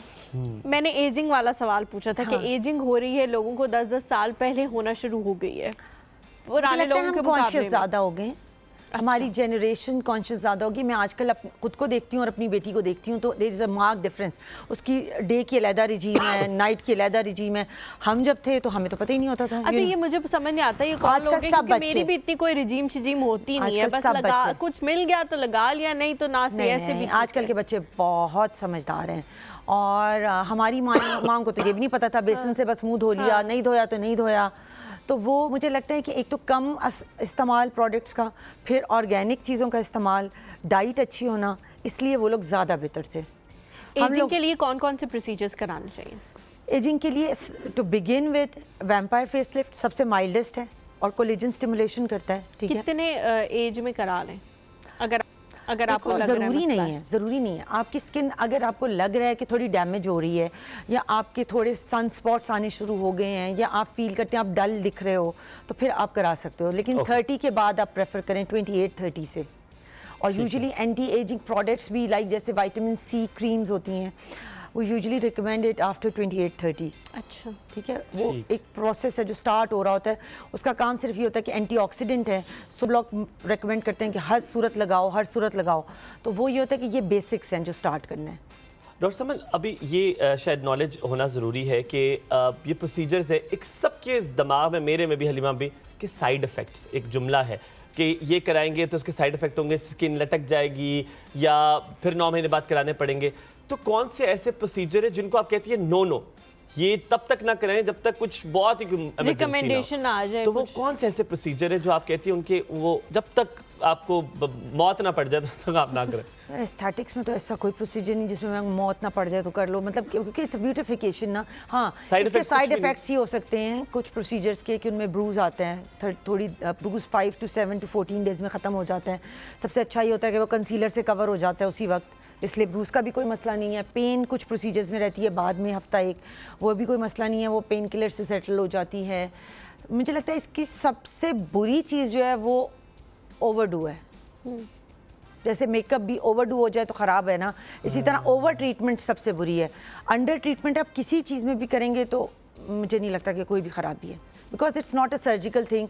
और for sure I recommend people not to go for the permanent fillers. ठीक है, परमानेंट के अल्लाह ना करे कोई प्रॉब्लम हो जाए तो दे कांट बी डिजॉल्व। अच्छा, निकाले नहीं जा सकते। ये टेम्परेरी फिलर्स होते हैं, अगर आपको ज़्यादा लग गए या आपको कोई प्रॉब्लम आ गई तो उसी वक्त आपको निकाले जा सकते हैं, कोई मसला नहीं उनका। So it's not a big deal. Permanent fillers की तरफ ना जाएं, टेम्परेरी की तरफ चले जाएं और लेस ट्रीटमेंट कराएं, हमेशा लेस से। हमेशा अगर आप गए हैं फिलर कराने तो आप कोशिश करें कि, मैं भी पेशेंट को कहती हूँ कि आपको अगर 4 फिलर्स की ज़रूरत है ना तो आज 2 करूँगी, आप 1 महीने बाद आएँ, then I will reassess you and then I. That is very nice. उससे ये होता है कि कम से कम आप वो सेटल होने का, स्वेलिंग को सेटल होने का टाइम दें। मे बी वो उसी में इतने खुश हो जाते हैं, अब कहते हैं 2 अंडर आई फिलर लगा दो, नहीं आधा लगाऊंगी, आधे के बाद देखूंगी फिर फैसला करूंगी। उसमें नाराज भी होते हैं, फिर कहीं और भी चले जाते हैं। आप तो बहुत अच्छी डॉक्टर है, बस यही देख लेना इस अच्छा, बालों का भी लोगों को बहुत मसला होने लग गया है कि झड़ रहे हैं, गिर रहे हैं, ख़राब हो रहे हैं, टूट रहे हैं। उनमें क्या ऑयलिंग ज़्यादा करने से भी मसला हो रहा है, कम करने से भी मसला हो रहा है। बालों की जो ट्रीटमेंट्स हैं वो कितनी इफ़ेक्टिव हैं और करानी चाहिए, नहीं करानी चाहिए? सबसे अच्छी ट्रीटमेंट कौन सी है? सबसे पहले तो मैं आपसे सवाल पूछूं, क्योंकि आप इस फील्ड की हो, मेरे पास आप आती हो, तो आपके बाल अगर झड़ रहे हैं, ठीक है, इस एज ब्रैकेट में, तो आपको क्या लगता है कि आपका सबसे बेसिक कॉज क्या होगा? बहुत ज़्यादा स्लीप साइकिल मेरे ख्याल में मुझे लगता है कि खाना पीना, स्लीप साइकिल, ये चीज़ें तो हैं, लेकिन बहुत ज़्यादा जो चीज़ें हम इस्तेमाल करते हैं ना, स्ट्रेटनर, कर्लर, ब्लो ड्राई, रोज़ाना इस्तेमाल करते हैं, लॉट ऑफ हीट प्रोडक्ट। उससे क्या होता है कि जो बाल की बाहर की लेयर है ना, कॉर्टेक्स, वो बर्न हो जाती है। जब वो बर्न हो जाती है तो बाल फ्रीजी हो जाता है। ठीक है, सो एक वजह ये, दूसरी वजह डैंड्रफ, तीसरी वजह ये कि आप अपने स्कैल्प को जानते हुए कि ऑयली है, ड्राई है, उसके हिसाब से शैम्पूस यूज़ करें। ठीक है, सल्फेट फ्री यूज़ करें। हेयर फॉल पे मैंने बहुत सारी वीडियोस बनाई हुई हैं, यूट्यूब पे भी, अपने पेज पे भी, कैसे कैसे आप इसको एड्रेस करें। और ख़वातीन में तो मोस्टली, और मेन जो हैं जेल्स, स्प्रेज, ब्लो ड्राई, ये बहुत बड़ी वजह है। ठीक है, और फैमिली हिस्ट्री तो मैटर करती है। बिल्कुल। और फीमेल्स में एक सबसे बड़ा जो इन सारी वजूहात के अलावा भी मैं कॉज, क्योंकि मेरी बेटी हमेशा नाराज़ होती है, mama you always keep on talking about this blow dry and straightener and blah blah, और भी तो बड़ी वजह हो सकती हैं। तो हाँ, समटाइम्स फीमेल्स का हीमोग्लोबिन बहुत लो होता है, उसकी वजह से बहुत हेयर फॉल होता है, स्पेशली आफ्टर द प्रेगनेंसी बहुत हेयर फॉल होता है। क्योंकि ड्यूरिंग द प्रेगनेंसी अल्लाह की तरफ से एक ऐसा सिस्टम बना हुआ है कि 9 मंथ्स हमारा एक अमाउंट ऑफ हेयर है जो हर महीने झड़ना है। ड्यूरिंग द प्रेगनेंसी अल्लाह की तरफ से वो बाल नहीं झड़ता, वो बाल पड़ा रहता है। After we deliver the baby and after like 3 months of the baby आपके वो बाल झड़ना शुरू होते हैं। तो यूजुअली आप देखोगे पेशेंट्स आगे कहते हैं बोलना शुरू हो रहा है, हाँ, बच्चा बोल रहा है तो बाल झड़ रहे हैं। इट्स नॉट अबाउट द बच्चा बोलना, इट्स अबाउट कि वो 1 year से बाल पड़े होते हैं, हाँ। Just fall of. ठीक है। अब अगर उसमें एक्सटेंसिव हो जाए तो फिर ट्रीटमेंट रिक्वायर्ड है। अगर वो नहीं एक्सटेंसिव होता तो फिर हम उसको थोड़े से मल्टीविटामिन से ट्रीट कर देते हैं।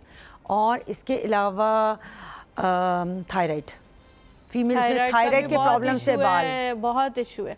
अच्छा, हाइपर पिगमेंटेशन को हम लोग देखते हैं कि बहुत ज़्यादा कॉमन हो गई है, उसके क्या रीजंस हैं, कॉमन क्यों हो रही है और उसके क्या क्या सॉल्यूशंस हैं? क्योंकि हर बंदा यही कहता है कि यार मतलब किसी से आप बात करें ना तो वो डिफरेंट सॉल्यूशन बताता है कि मैं उनके पास गई उन्होंने मुझे ये रिकमेंड किया, फिर कोई और बताएगा कि मैं उनके पास गई उन्होंने मुझे ये रिकमेंड किया। तो एक सॉल्यूशन हमें समझ में नहीं आता कि यार ये इसका सॉल्यूशन है, ये हम भी जाएंगे करा लेंगे। असल में अब मेरे से बहुत सच आने वाला है।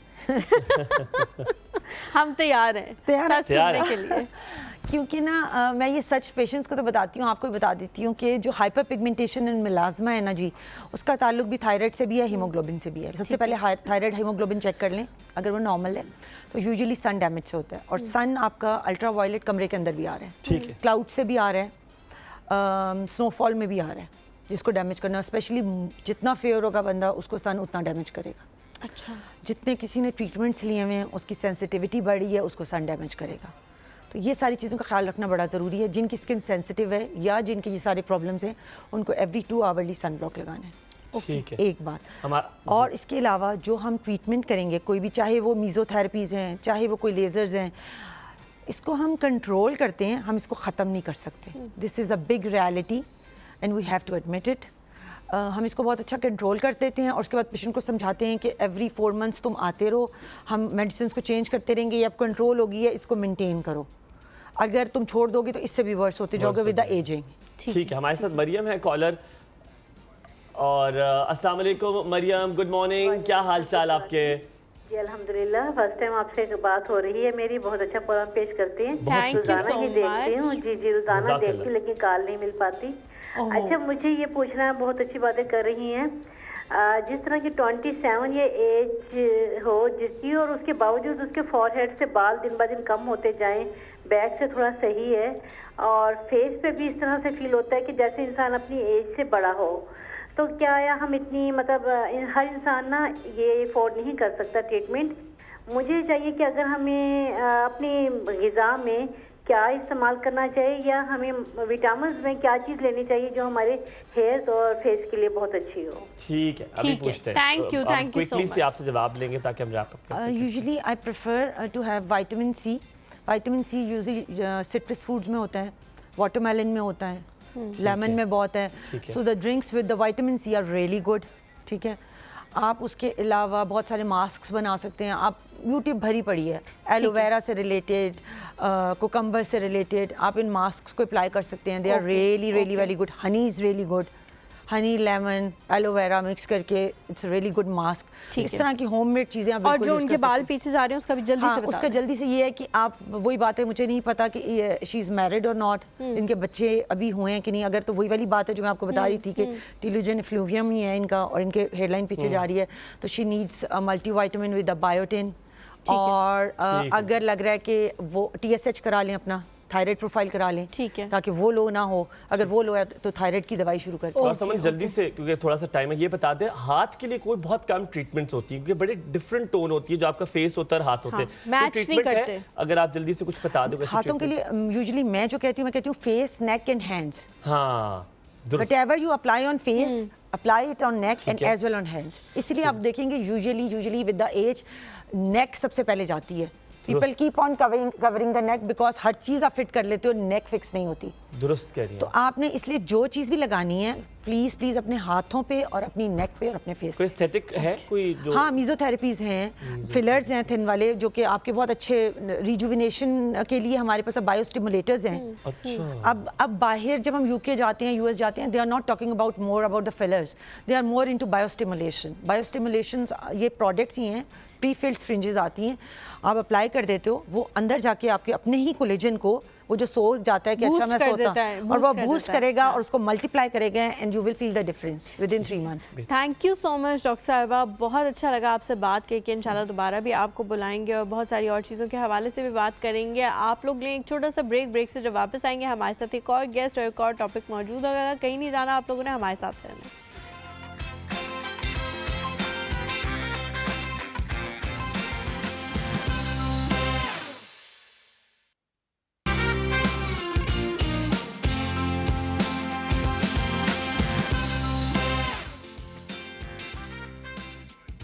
जी नाजरीन और ख़वातीन हज़रात, आप जब ब्रेक ले रहे थे तो मैं वर्ल्ड कॉन्टिनेंटल हैवीवेट टाइटल जीत चुका नहीं हूँ, ये मेरा नहीं है बिल्कुल। अच्छा, अगर हमारे जो है वो कॉन्टिनेंटल टाइटल जीत गए ना, तो मैं एशियन बॉक्सिंग चैंपियनशिप जीत गई हूँ, जो उठाने से ना मुझे ऐसे लग रहा है कि थोड़ी सी रूह कब्ज होने वाली है। और अभी एलिमिनेटर राउंड होने लगा और मैं जो है वो वेट है।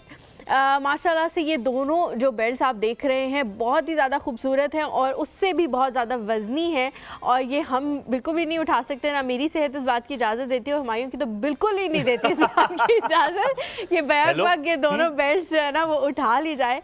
ये बेल्ट्स जिस शख्सियत की हैं उससे आपको मिलवाने वाले हैं। बॉक्सिंग की दुनिया में इनका बड़ा नाम है, उन्हें डायमंड बॉय के नाम से जाना जाता है। डायमंड बॉय के नाम से जाने की जो वजह है वो अभी इनसे पूछते हैं कि क्या वजह है। हमारे साथ मौजूद है तैमूर खान। अस्सलाम वालेकुम तैमूर, कैसे आप? वालेकुम सलाम, अल्हम्दुलिल्लाह। Good morning. Good morning. यार ये दो टाइटल, वाह वाह। ये आप अकेले उठा के लाए हैं? बस आपके सामने लाया हूँ। ज़बरदस्त, माशाल्लाह। अच्छा, मुझे बताएं कि आपको सब लोग डायमंड बॉय के नाम से जानते हैं, इसकी क्या वजह है? इसकी स्टोरी तो बताएं ज़रा। इसकी स्टोरी जो है, एक बॉक्सर हैं जर्मनी से, महमूद चर उनका नाम है। तो जब मेरी उनसे मुलाकात हुई पहली बार, तो मैं उनकी बॉक्सिंग से और उनकी जो स्किल्स है, उनकी पर्सनैलिटी से मैं बहुत ज़्यादा मुतासिर हुआ। अच्छा। और वो क्योंकि एक मुस्लिम बॉक्सर थे, सीरिया से उनका ताल्लुक है, लेकिन वो जर्मन की तरफ से वो अपनी बॉक्सिंग प्रोफेशन खेलते हैं। तो मेरी जब उनसे मुलाकात हुई तो मेरी काफ़ी उनसे गपशप हुई, तो मुझे उनका निकनेम था डायमंड बॉय, रिंग नेम। अच्छा। तो मैं उनका बहुत बड़ा फ़ैन निकला फिर मैंने उन्हीं की वजह से जो है अपना नाम जो है डायमंड बॉय रखा था। और मज़े की बात है कि मेरी अभी इसी ईयर मेरी उससे फ़ाइट होने लगी थी, लेकिन फिर मैंने मतलब आपकी उनसे फाइट भी हुई? जी नहीं, होने लगी थी वर्ल्ड टाइटल के लिए। ओके। अच्छा, मुझे बताएं कि अभी तक ऐसा कौन सा प्लेयर है जिसके साथ आपको फाइट करके सबसे मज़ा आया हो कि मुझे भाई ये मैंने सोचा था कि इसके साथ मेरी फ़ाइट होगी, चाहे आप जीते हो चाहे आ रहे हो, ये एक अलग बात है, लेकिन जब आप एक बंदे के साथ फ़ाइट करते हैं तो बहुत कुछ ऐसा सीख रहे होते हैं जो आपको पहले उनकी पर्सनैलिटी के बारे में नहीं पता, तो वो कौन सी शख्सियत है? मेरी जो वैसे तो काफ़ी बहुत ज़्यादा फ़ाइट्स से हैं जो मेरी में ऐसा मेरा एक्सपीरियंस रहा है, लेकिन जो मेरी पहली फ़ाइट थी ईरानियन के साथ, तो वो उसमें मुझे जो सोच रहा था वो उससे काफ़ी ज़्यादा, मतलब जब मैं उनसे मेरी मुलाकात हुई लाहौर में गवर्नर हाउस में, तो मुझे मतलब उनकी जो स्ट्रेंथ थी और उनकी जो कंडीशनिंग थी वो काफ़ी मतलब बहुत ज़्यादा थी। तो फिर वहाँ पर मुझे थोड़ा हुआ था कि इवन कि मेरे भाई ने मुझे कहा कि ओपोनेंट आपका जो है काफ़ी डेंजरस है। तो बस लेकिन उसके बाद जब मैंने वो फाइट विन की नॉकआउट से, तो उसके बाद जो मुझे खुशी हुई वो मैं आपको यहाँ पर एक्सप्लेन नहीं कर सकता। लेकिन उससे भी ज़्यादा जब मुझे खुशी हुई थी वो मेरी लास्ट ईयर जो फाइट हुई थी इंडियन के साथ, वेदांत अग्रवाल के साथ। अच्छा, यही सवाल मैंने आपसे तैमूर पूछना है, और ये क्योंकि जितनी फाइट्स आपने जीती मैंने तकरीबन सारी देखी। तैमूर मेरे बड़े अच्छे दोस्त भी हैं, और तैमूर के बारे में आपको ये बताऊं कि तकरीबन 15 साल जो है इन्होंने एमेच्योर बॉक्सिंग जो है वो खेली, और फिर सबसे पहली फाइट इनकी ईरान के साथ थी। इनको लाने वाले जो हैं वो इनके भाई हैं उन्होंने, क्योंकि वो अक्सर आपने देखा होगा, पता नहीं लड़कियों को ये बात पता है कि नहीं, हम लड़के जितने सारे बैठे हैं, हम जब रेसलिंग देखते थे तो हम ना बेड पे वो बनते थे, जॉन सीना भी बन जाते थे, हम बिग शो भी बन जाते थे, एक रेफरी भी बन जाता और फिर या तो छोटे भाई को तड़क के मारा आपने, या आई एम सॉरी मैं तो बहन को भी कहता था, मैं बहन को ऐसे चॉक स्लैम लगाता था, कहता था ये जीत गया, और फिर अम्मी जो है मेरी लिटरली अम्मी रेफरी बन जाती थी, 1 2 3। तो ये हम सब ने किया, वो ये इन्होंने भी किया है। तो उसके बाद जनाब जब प्रोफेशनल बॉक्सिंग आई पाकिस्तान में, तो फिर तैमूर ने उसको अपनाया, और तैमूर माशाल्लाह 8 फाइट जितनी मुझे अभी तक पता है उन्होंने खेली, और 8 की 8 अपने नाम की। आपको मैं स्टोरी बताऊं जनाब वेदांत ग्रेवाल की, जो कि मैं चाहता हूँ ये नहीं मैं बताऊँ, क्यों? क्योंकि मैंने वो फाइट देखी। जनाब वेदांत ग्रेवाल आ रहे हैं और वो ऐसे करते आ रहे हैं, और जो उसका कॉन्फिडेंस है, आई हैव टू से कि ओ हो, मैंने कहा भाई तैमूर तो आज गया, क्योंकि तैमूर मेरे बड़े अच्छे दोस्त हैं, इसलिए मैं उनकी सारी फाइट्स देखता हूँ। लेकिन क्या होता है जैसे ही वो आता है पहले राउंड में जो इन्होंने घुसे मारना शुरू किए, पहले में हुक मारा, वो भाई डर गया, उसने कहा ये लड़का कोई नॉर्मल लड़का नहीं है। चौथे राउंड में तैमूर, चौथे राउंड में आपने उसे इतना जख्मी कर दिया कि रेफरी ने कहा बस कर दे भाई, आपका हुआ टाइटल। फिर ये स्टोरी में तो क्या किया, वो भी भारत के वेदांत गरेवाल को चित कर दिया। वेदांत अग्रवाल जो था, जैसे मैंने पहले अपने ईरानियन बॉक्सर के बारे में कहा कि जो मेरी उनकी बारे में सोच थी वो उनसे काफ़ी ज़्यादा जो है, मतलब मैंने ये टारगेट किया था कि मैं इनको फर्स्ट या सेकंड राउंड में इनको मैं नॉकआउट करूंगा। लेकिन जब मैंने फर्स्ट राउंड में उन पर अटैक्स किए तो उनको जो पंचेस मेरे जो फेवरेट पंचेस है जो मैंने उनको लैंड किए, हाँ, लेकिन उनको वो मतलब उसको कुछ भी बहुत ज़्यादा फील नहीं हुआ उनको, वो थोड़ा सा यूं शेक हुआ और बस उसके बाद वो नॉर्मल विद इन सेकंड वो रिकवर हो गया। तो उसके बाद मेरे कोच ने मुझे कॉर्नर से कहा कि इसके साथ आपने जो है ये नॉकआउट वाला नहीं है, ये मतलब आप इसको अगर चाह रहे हो कि नॉकआउट करो उसी में आप अपना स्टेमिना जो है लूज कर दोगे और ये आपसे फाइट मिलेगा। 10 राउंड की फाइट थी। उसके बाद फिर मैंने उसके साथ प्ले करना शुरू किया, फिर मैंने उसको डैमेज करना शुरू किया, डैमेज।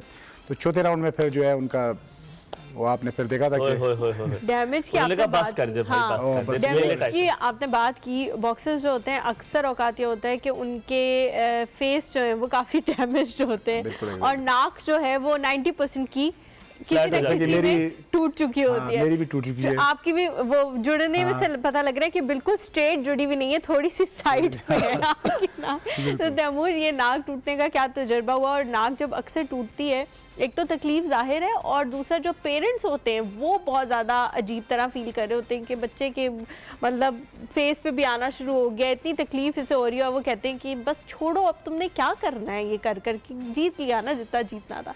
माएँ अक्सर ख़ास तौर पे ये बात कहती है। मेरे केस में बिल्कुल ऐसा नहीं था, क्योंकि मेरी जो कैरियर में मेरी जो सबसे बड़ा जो उनका मेरी सपोर्ट है वो मेरी वालदा की है माशाल्लाह। तो यकीन माने जब भी मैं ट्रेनिंग करके आता था, जब मैंने बॉक्सिंग शुरू की थी तो मेरी अम्मी मेरा बहुत टेक केयर करती थी, मतलब मेरी डाइट और स्टिल अभी वो भी मेरे टाइम पे मेरे जो मील्स बनाना और मेरी मतलब जितनी खुशी मेरी वालदा को होती है तो उतनी मेरे ख्याल में किसी भी तो वो मतलब अगर उनकी सपोर्ट और उनकी जो है वजह से जो है मैं आज जिस लेवल पे हूँ तो ये। अच्छा, नाक टूटने का आप बताने वाले थे, कब टूटी नाक? नाक जो है मेरी जो फर्स्ट टाइम जो टूटी थी वो 5 से नहीं टूटी थी। फर्स्ट कितने टाइम टूट चुकी है ये? आज तीसरी बार अभी ये टूट चुकी है। तैमूर, मुझे एक थोड़ा सा सैड सी बात है वो मैं चाहूंगा आज हम इधर डिस्कस करें। एक टाइम आया क्योंकि अक्सर हम लोग जब सक्सेसफुल लोगों को देखते हैं हम कहते हैं यार किस्मत अच्छी थी यार इसके माँ बाप ने बड़ा सपोर्ट किया, आप उसकी पिछली स्ट्रगल नहीं देखते हैं। एक टाइम आया था जब तैमूर बॉक्सिंग कर रहा था, रिंग तक गया और तैमूर को कह दिया वॉक ओवर, आप चले जाए। स्टोरी बताएं, वो क्या स्टोरी? ये 2017 की बात है, इंटर प्रोफेशनल गेम हो रही थी उस वक्त मैं एमेच्योर बॉक्सिंग खेलता था, काफ़ी ज़्यादा उसके लिए 2 महीना मैंने कैंप किया। उसके बाद ऐसा होता है कि मैं वेट देता हूँ, मेडिकल भी मेरा होता है। पहले तो जो है मुझे मेडिकल में थोड़ा सा वो कहते हैं कि नहीं तुम्हारा, कभी कह रहे हैं ब्लड प्रेशर आपका हाई है, कभी कह रहे हैं लो है, मतलब वो डिस्टर्ब कर रहे थे ना। हाँ, उसके बाद जो है मैंने वेट दिया, ठीक है, मेरा फाइट भी आ गया। तो अगले दिन फाइट होनी थी, मैं रिंग पे गया, मैं प्रॉपर रेडी वार्म अप सब कुछ छोड़ के गया। कहते हैं रेड कॉर्नर पे था, red is walk over, blue is winner. मैंने कहा यही है, मैं तो रिंग के पास हूँ, मैंने तो ऐसा कुछ नहीं किया। कहते नहीं बस आप नहीं खेल सकते। मैंने कहा क्यों? कहते हैं आपने जो है MMA की एक फ़ाइट खेली थी। तो मैंने कहा MMA का बॉक्सिंग से क्या ताल्लुक है?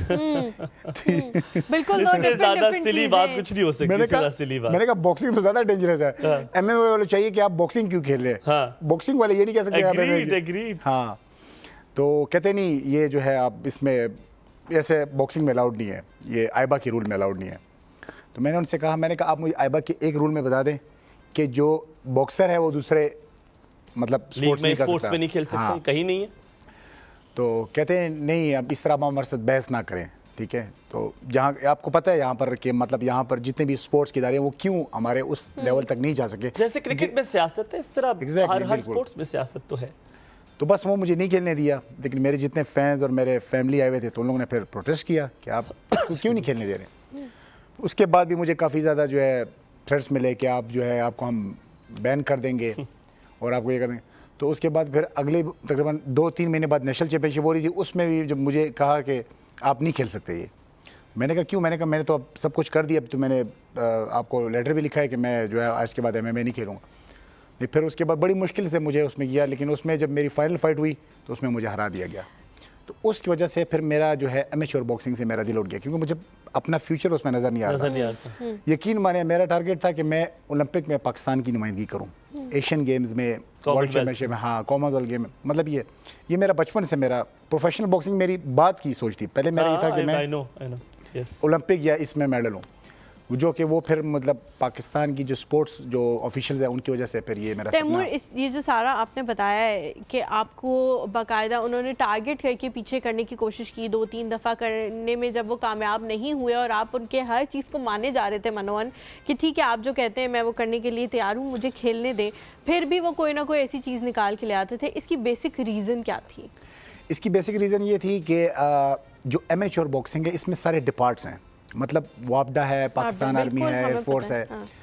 तो मैं वाहिद ऐसा खिलाड़ी था कि जो नेशनल विन करता था और डिपार्ट का खिलाड़ी नहीं था। मतलब मैं यूनिवर्सिटी की तरफ से अपनी खेलता था, डिपार्टमेंट नहीं था, मेरा डिपार्टमेंट नहीं था। तो वो डिपार्ट वाले जो थे वो मेरे साथ एक जिद करते थे कि यार इसको लड़के को हम डिपार्ट में लाना चाह रहे हैं कि हमारी डिपार्टमेंट में, लेकिन मैं बाउंड नहीं होना चाहता था। तो इस वजह से मैं अपनी यूनिवर्सिटी की तरफ से खेलता था, HEC की तरफ से। मतलब यूनिवर्सिटी तो मेरी थी लेकिन बाकी नेशनल में HEC की तरफ से जाते थे। अच्छा, तो वो इस वजह से जब मैं अक्सर फाइट विन भी करता था, मुझे मतलब मैं वहाँ पर कुछ नहीं कर सकता। वहाँ पर मैं कुछ नहीं कर सकता क्योंकि ऑफिशियल सारे वो बैठे।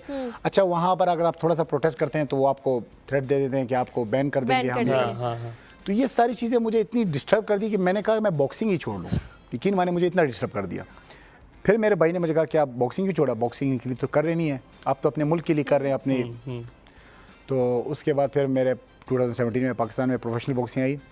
उसके बाद भी मैंने प्रोफेशनल बॉक्सिंग नहीं स्टार्ट की, लेकिन फिर मैं 2020 में मेरी पहली फाइट जो थी वो आमिर खान के इवेंट में हुई थी। अच्छा तैमूर, ये जो स्पोर्ट है इसमें आपको फिजिकली बड़ा फिट होना पड़ता है, एक्सरसाइज बड़ी इंपॉर्टेंट है।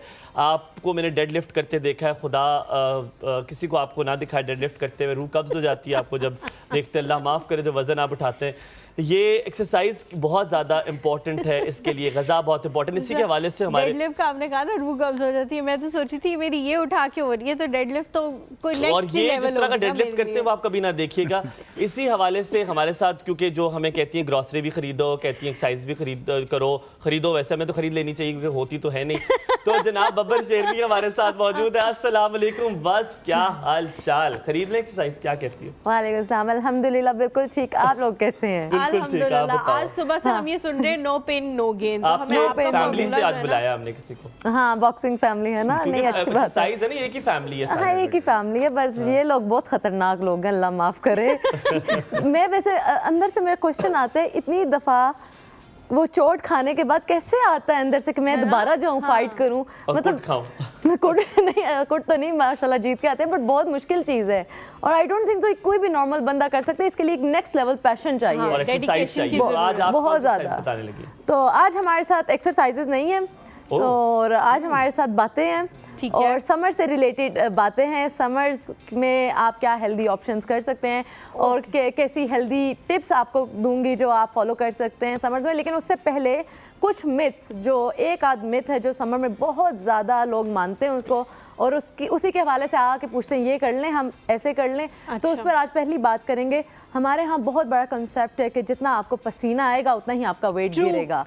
अब ये मिथ है, मैं हर बंदा मेरे पास आके पूछता है, और सर्दियों में इस मिथ के पीछे ना लोग वर्कआउट नहीं करते कि पसीना नहीं आएगा, सर्दी है, क्या फायदा वर्कआउट करने का। सर्विलेंस है तुम्हारे पास? बस मैंने कल ये सोचा, मुझे सब जिम में पसीने और मैं बिल्कुल ठीक ठाक था। मुझे पसीना आता ही बहुत कम। मुझे भी बहुत कम आता है। तो लोग यही कहते हैं कि आपको पसीना नहीं आया तो चर्बी नहीं पिघली, हालांकि ऐसा नहीं होता। कार्बन डाइऑक्साइड आप अपने मुंह से एक्सहेल कर रहे होते हैं, उससे वर्कआउट होता है। Wow Halima, very nice, very nice. ठीक है, तो हलीमा ने जैसे बता दिया कि देखें पसीना, स्वेटिंग हमारी बॉडी का सिर्फ एक मैकेनिज्म है। जब हमारी बॉडी हीट अप हो जाएगी तो वो नेचुरली अल्लाह की तरफ से एक मैकेनिज्म है कि वो कूल डाउन होती है। जब स्वेटिंग आपको आने शुरू हो जाती है, रिलीज होती है, तो उससे बॉडी कूल डाउन होती है। वो एक मैकेनिज्म है, उसका डायरेक्ट रिलेशन कि आपका चर्बी घुलने से वो बहुत ही छोटा माइनर्स है, क्योंकि 80 to 85% जो आपका फैट लॉस हो रहा होता है, फैट बर्न हो रहा होता है, that is through carbon dioxide जो आप एक्सहेल आउट कर रहे हो। बाकी जो 2 वेरिएबल्स रह जाते हैं वो 10 से 15% है, और वो दोनों वेरिएबल यूरिन और स्वेट दोनों मिलाकर हैं, ठीक है। वो बहुत छोटा वेरिएबल है, उस पर हम ऐसे नहीं डिपेंड कर सकते कि वो इतना पसीना आ गया। गर्मियों में लाइट जाती है तो बाल्टियों के हिसाब से जो पसीना निकलता है, are we losing weight? No, we are not losing weight. Fat loss उससे नहीं हो रहा।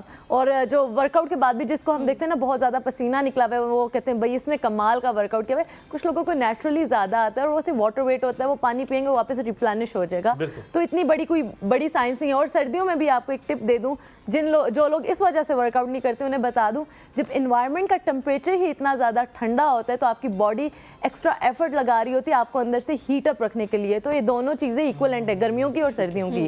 जो एक्स्ट्रा हम कह रहे हैं कि हमारा पसीना निकल रहा है और एक जगह पसीना नहीं निकल रहा, एक जगह बॉडी एफर्ट करिए उसे कूल डाउन रखने में, एक जगह बॉडी एफर्ट करिए उसे हीट अप रखने के लिए। तो ये जो मिथ है ना, इसको बड़ा सा आज हम क्रॉस लगा रहे हैं। प्लीज़ इस चीज़ को ना माने और इस चीज़ के पीछे मत ख्वार हों प्लीज़।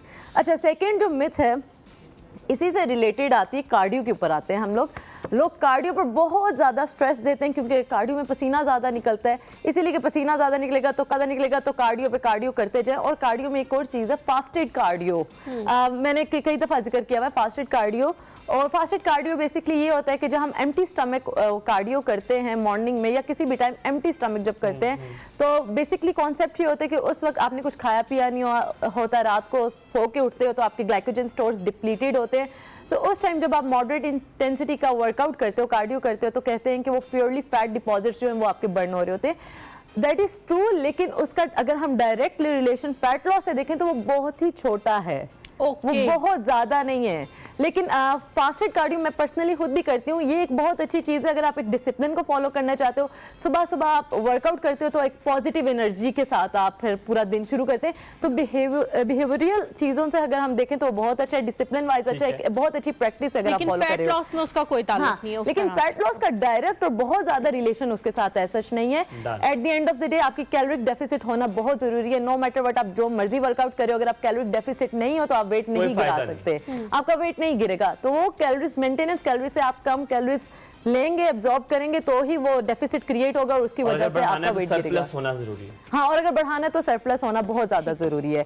तो ये 2 मिथ्स हैं जिसको हमने एक्सप्लेन भी कर दिया कि कैसे कर सकते हैं। अच्छा, आप कुछ हेल्दी टिप्स जो आप समर्स में अडॉप्ट कर सकते हैं हेल्दी रहने के लिए, जिसमें सबसे पहले दाएं पे चल रहा है, बड़े मजे की चीजें चला। हाँ जी, कीप योरसेल्फ हाइड्रेटेड।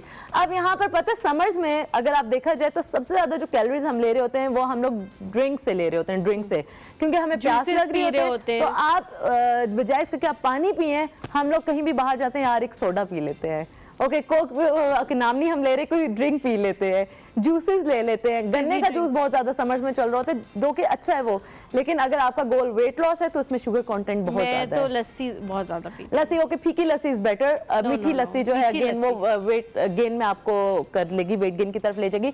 तो कीप योरसेल्फ हाइड्रेटेड, कोशिश करें ज्यादा से ज्यादा पानी पिए, कम से कम जितना आपका वेट है उतने ऑन्सेस ऑफ वाटर। और अगर हम रूल की बात करें तो 8/8 का जो रूल एक जनरल रिकमेंडेशन है कि आप कम से कम 8 ग्लास तो जरूर पिए। और इलेक्ट्रोलाइट्स हमें पता है थोड़े से हमारे मिनरल्स वगैरह कम हो जाते हैं पसीने की वजह से, तो उसके लिए आप एक लीमू निचोड़ सकते हो, पिंक सॉल्ट का पिंच अंदर डाल सकते हैं और फिर उसको भी पी सकते हैं। तो आपके जो भी मिनरल्स हैं जो खत्म हुए हुए हैं वो उसको दोबारा रिप्लेनिश कर देगा। तो पानी ज़्यादा से ज़्यादा पिए। ओके, सेकेंड टिप आ जाती है हमारे पास, ये जो समर्स है ना, हमारा फ्रूट्स का सीजन है, इसमें हमें बहुत सारे फ्रूट्स मिलते हैं, जिसमें जो वाटरमेलन है वो एक अल्लाह पाक की बहुत बड़ी नेमत है समर्स में। और क्योंकि फ्रिज में ठंडा किया, ओहो, और उसके ऊपर काला नमक छिड़के, हाय अल्लाह, बस मेरा खाने का दिल कर रहा है। ओके, ये बहुत अच्छा, ये अच्छा मीठा बहुत मुझे बहुत पसंद है, बहुत ज्यादा पसंद है। हाँ, और वैसे भी आज हम लोग चलो तरबूज नहीं लेकिन पिंक पिंक पहना हुआ है हमने, कुछ पहना हुआ है इसी किस्म का, दूध लाल शरबत, दूध जामे शीरी पहना हुआ है हमने। ओके, हम लोग तरबूज की बात कर रहे थे, उसमें मीठे का कंटेंट बहुत ज़्यादा होता है, लेकिन अल्लाह की तरफ से उसमें कैलोरीज इंतहाई कम होती है, मतलब वो आप उसको एंजॉय कर सकते हैं। 100 ग्राम्स ऑफ तरबूज में सिर्फ 30 कैलोरीज हैं, ठीक है। वो जो एक बड़ा सा स्लाइस नॉर्मली एक बंदे का हो जाता है उसे, उसमें सिर्फ 30 कैलोरीज हैं, तो आप बिल्कुल एंजॉय कर सकते हैं। वाटर कंटेंट उसमें बहुत ज़्यादा है, मिनरल्स उसमें बेतहाशा है, न्यूट्रिएंट्स वाइटामिन बहुत ज़्यादा है, आपकी हेल्थ के लिए बहुत अच्छा है। तो गर्मियाँ जब आएँ तो लाजमी तरबूज खाएँ, ठीक है। और साथ ही साथ में बेरीज आपके पास समर्स में बहुत ज़्यादा अवेलेबल है, चेरीज है, उनमें एंटीऑक्सीडेंट प्रॉपर्टीज बहुत ज़्यादा है, अगेन उनकी कैलोरीज बहुत कम है और उनमें विटामिन और मिनरल्स बहुत ज़्यादा अबंडेंट है। तो और कोई फ्रूट खाएं ना खाएं, ये 2 फ्रूट्स लाजमी खाएं, बेरीज, चेरी, स्ट्रॉबेरीज। वाटरमेलन सस्ता भी है। हाँ, वाटरमेलन भी बिल्कुल सस्ता भी है और बहुत ज़्यादा भी मिल जाता है। मैंने सुना बाहर के मुल्कों में बहुत महंगा होता है ये, इधर तो बहुत ज़्यादा सस्ता मिल जाता है। चलिए शुक्र है, ये बताएं ऊंचा ऊंचा बोल के हर किसी को। हाँ, यहाँ पर सस्ता है महंगा हो जाएगा। ओके, अगर वेजिटेबल्स की अगर हम बात करें तो अच्छा, गर्मियों में वैसे भी कहते हैं बहुत ज़्यादा आपका हैवी खाने का दिल नहीं कर रहा होता, आपका दिल कर रहा होता है थोड़ा लाइट और रिफ्रेशिंग सा हो, तो वेजिटेबल्स बहुत सारे आपके पास अवेलेबल होते हैं, जिसमें क्यूकम्बर, खीरा एक बहुत अमेजिंग वेजिटेबल है। उसको आप हर नॉर्मल भी वैसे एज अ स्नैक भी आप लेते हैं, तो सलाद की फॉर्म में आप लें। ग्रीन वेजिटेबल में लेट्स, आपके केल और जो टोमेटोज़ हैं, ये सारी चीज़ें आप अपने सैलड में डाल के खा सकते हैं। और नॉर्मल जो खाना बनाते हैं उनमें भी कोशिश करें कि सब्जियां ज़्यादा से ज़्यादा इस्तेमाल करें, क्योंकि सब्जियां नो डाउट उनमें कैलोरीज बहुत कम होती हैं, न्यूट्रिएंट और विटामिन्स बहुत ज़्यादा होते हैं, और अगर आपका गोल वेट लॉस है तो उसमें बहुत ज़्यादा हेल्प करेगा।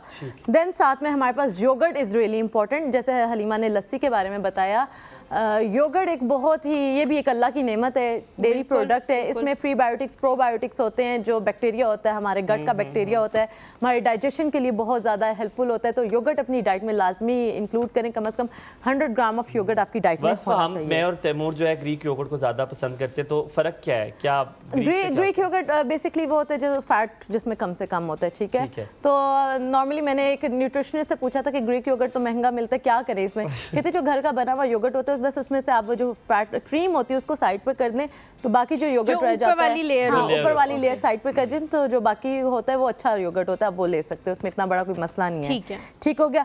प्रोटीन तो आपको लेना ही चाहिए, ठीक है। मुझसे उस दिन हमायूं पूछ रहे थे कि बस सस्ती चीज़ें बताएं जो प्रोटीन के सोर्सेज है। नहीं भाई, मुझे नहीं मिली सस्ती सॉरी। कमेटी डालनी ही पड़ेगी लगता है, क्योंकि आप उसके लिए कमेटी डालनी पड़ेगी। अब तो जो है हालात उसकी वजह से प्रोटीन महंगा है, क्या करें। अंडे भी महंगे होगी, दालें भी महंगी होगी, सबसे सस्ता यही था ना। कितने के दर्जन? हाँ, 380 400 रुपए। 400, हाँ, किसी जगह पर 420 के भी मिल रहे हैं कहीं पर। तो भाई अंडे तो महंगे हो गए हैं, हर चीज़ महंगी होगी, तो मैंने वही हमायूं बताना था आपको। आई एम रियली सॉरी, सस्ता कुछ नहीं मिला मुझे।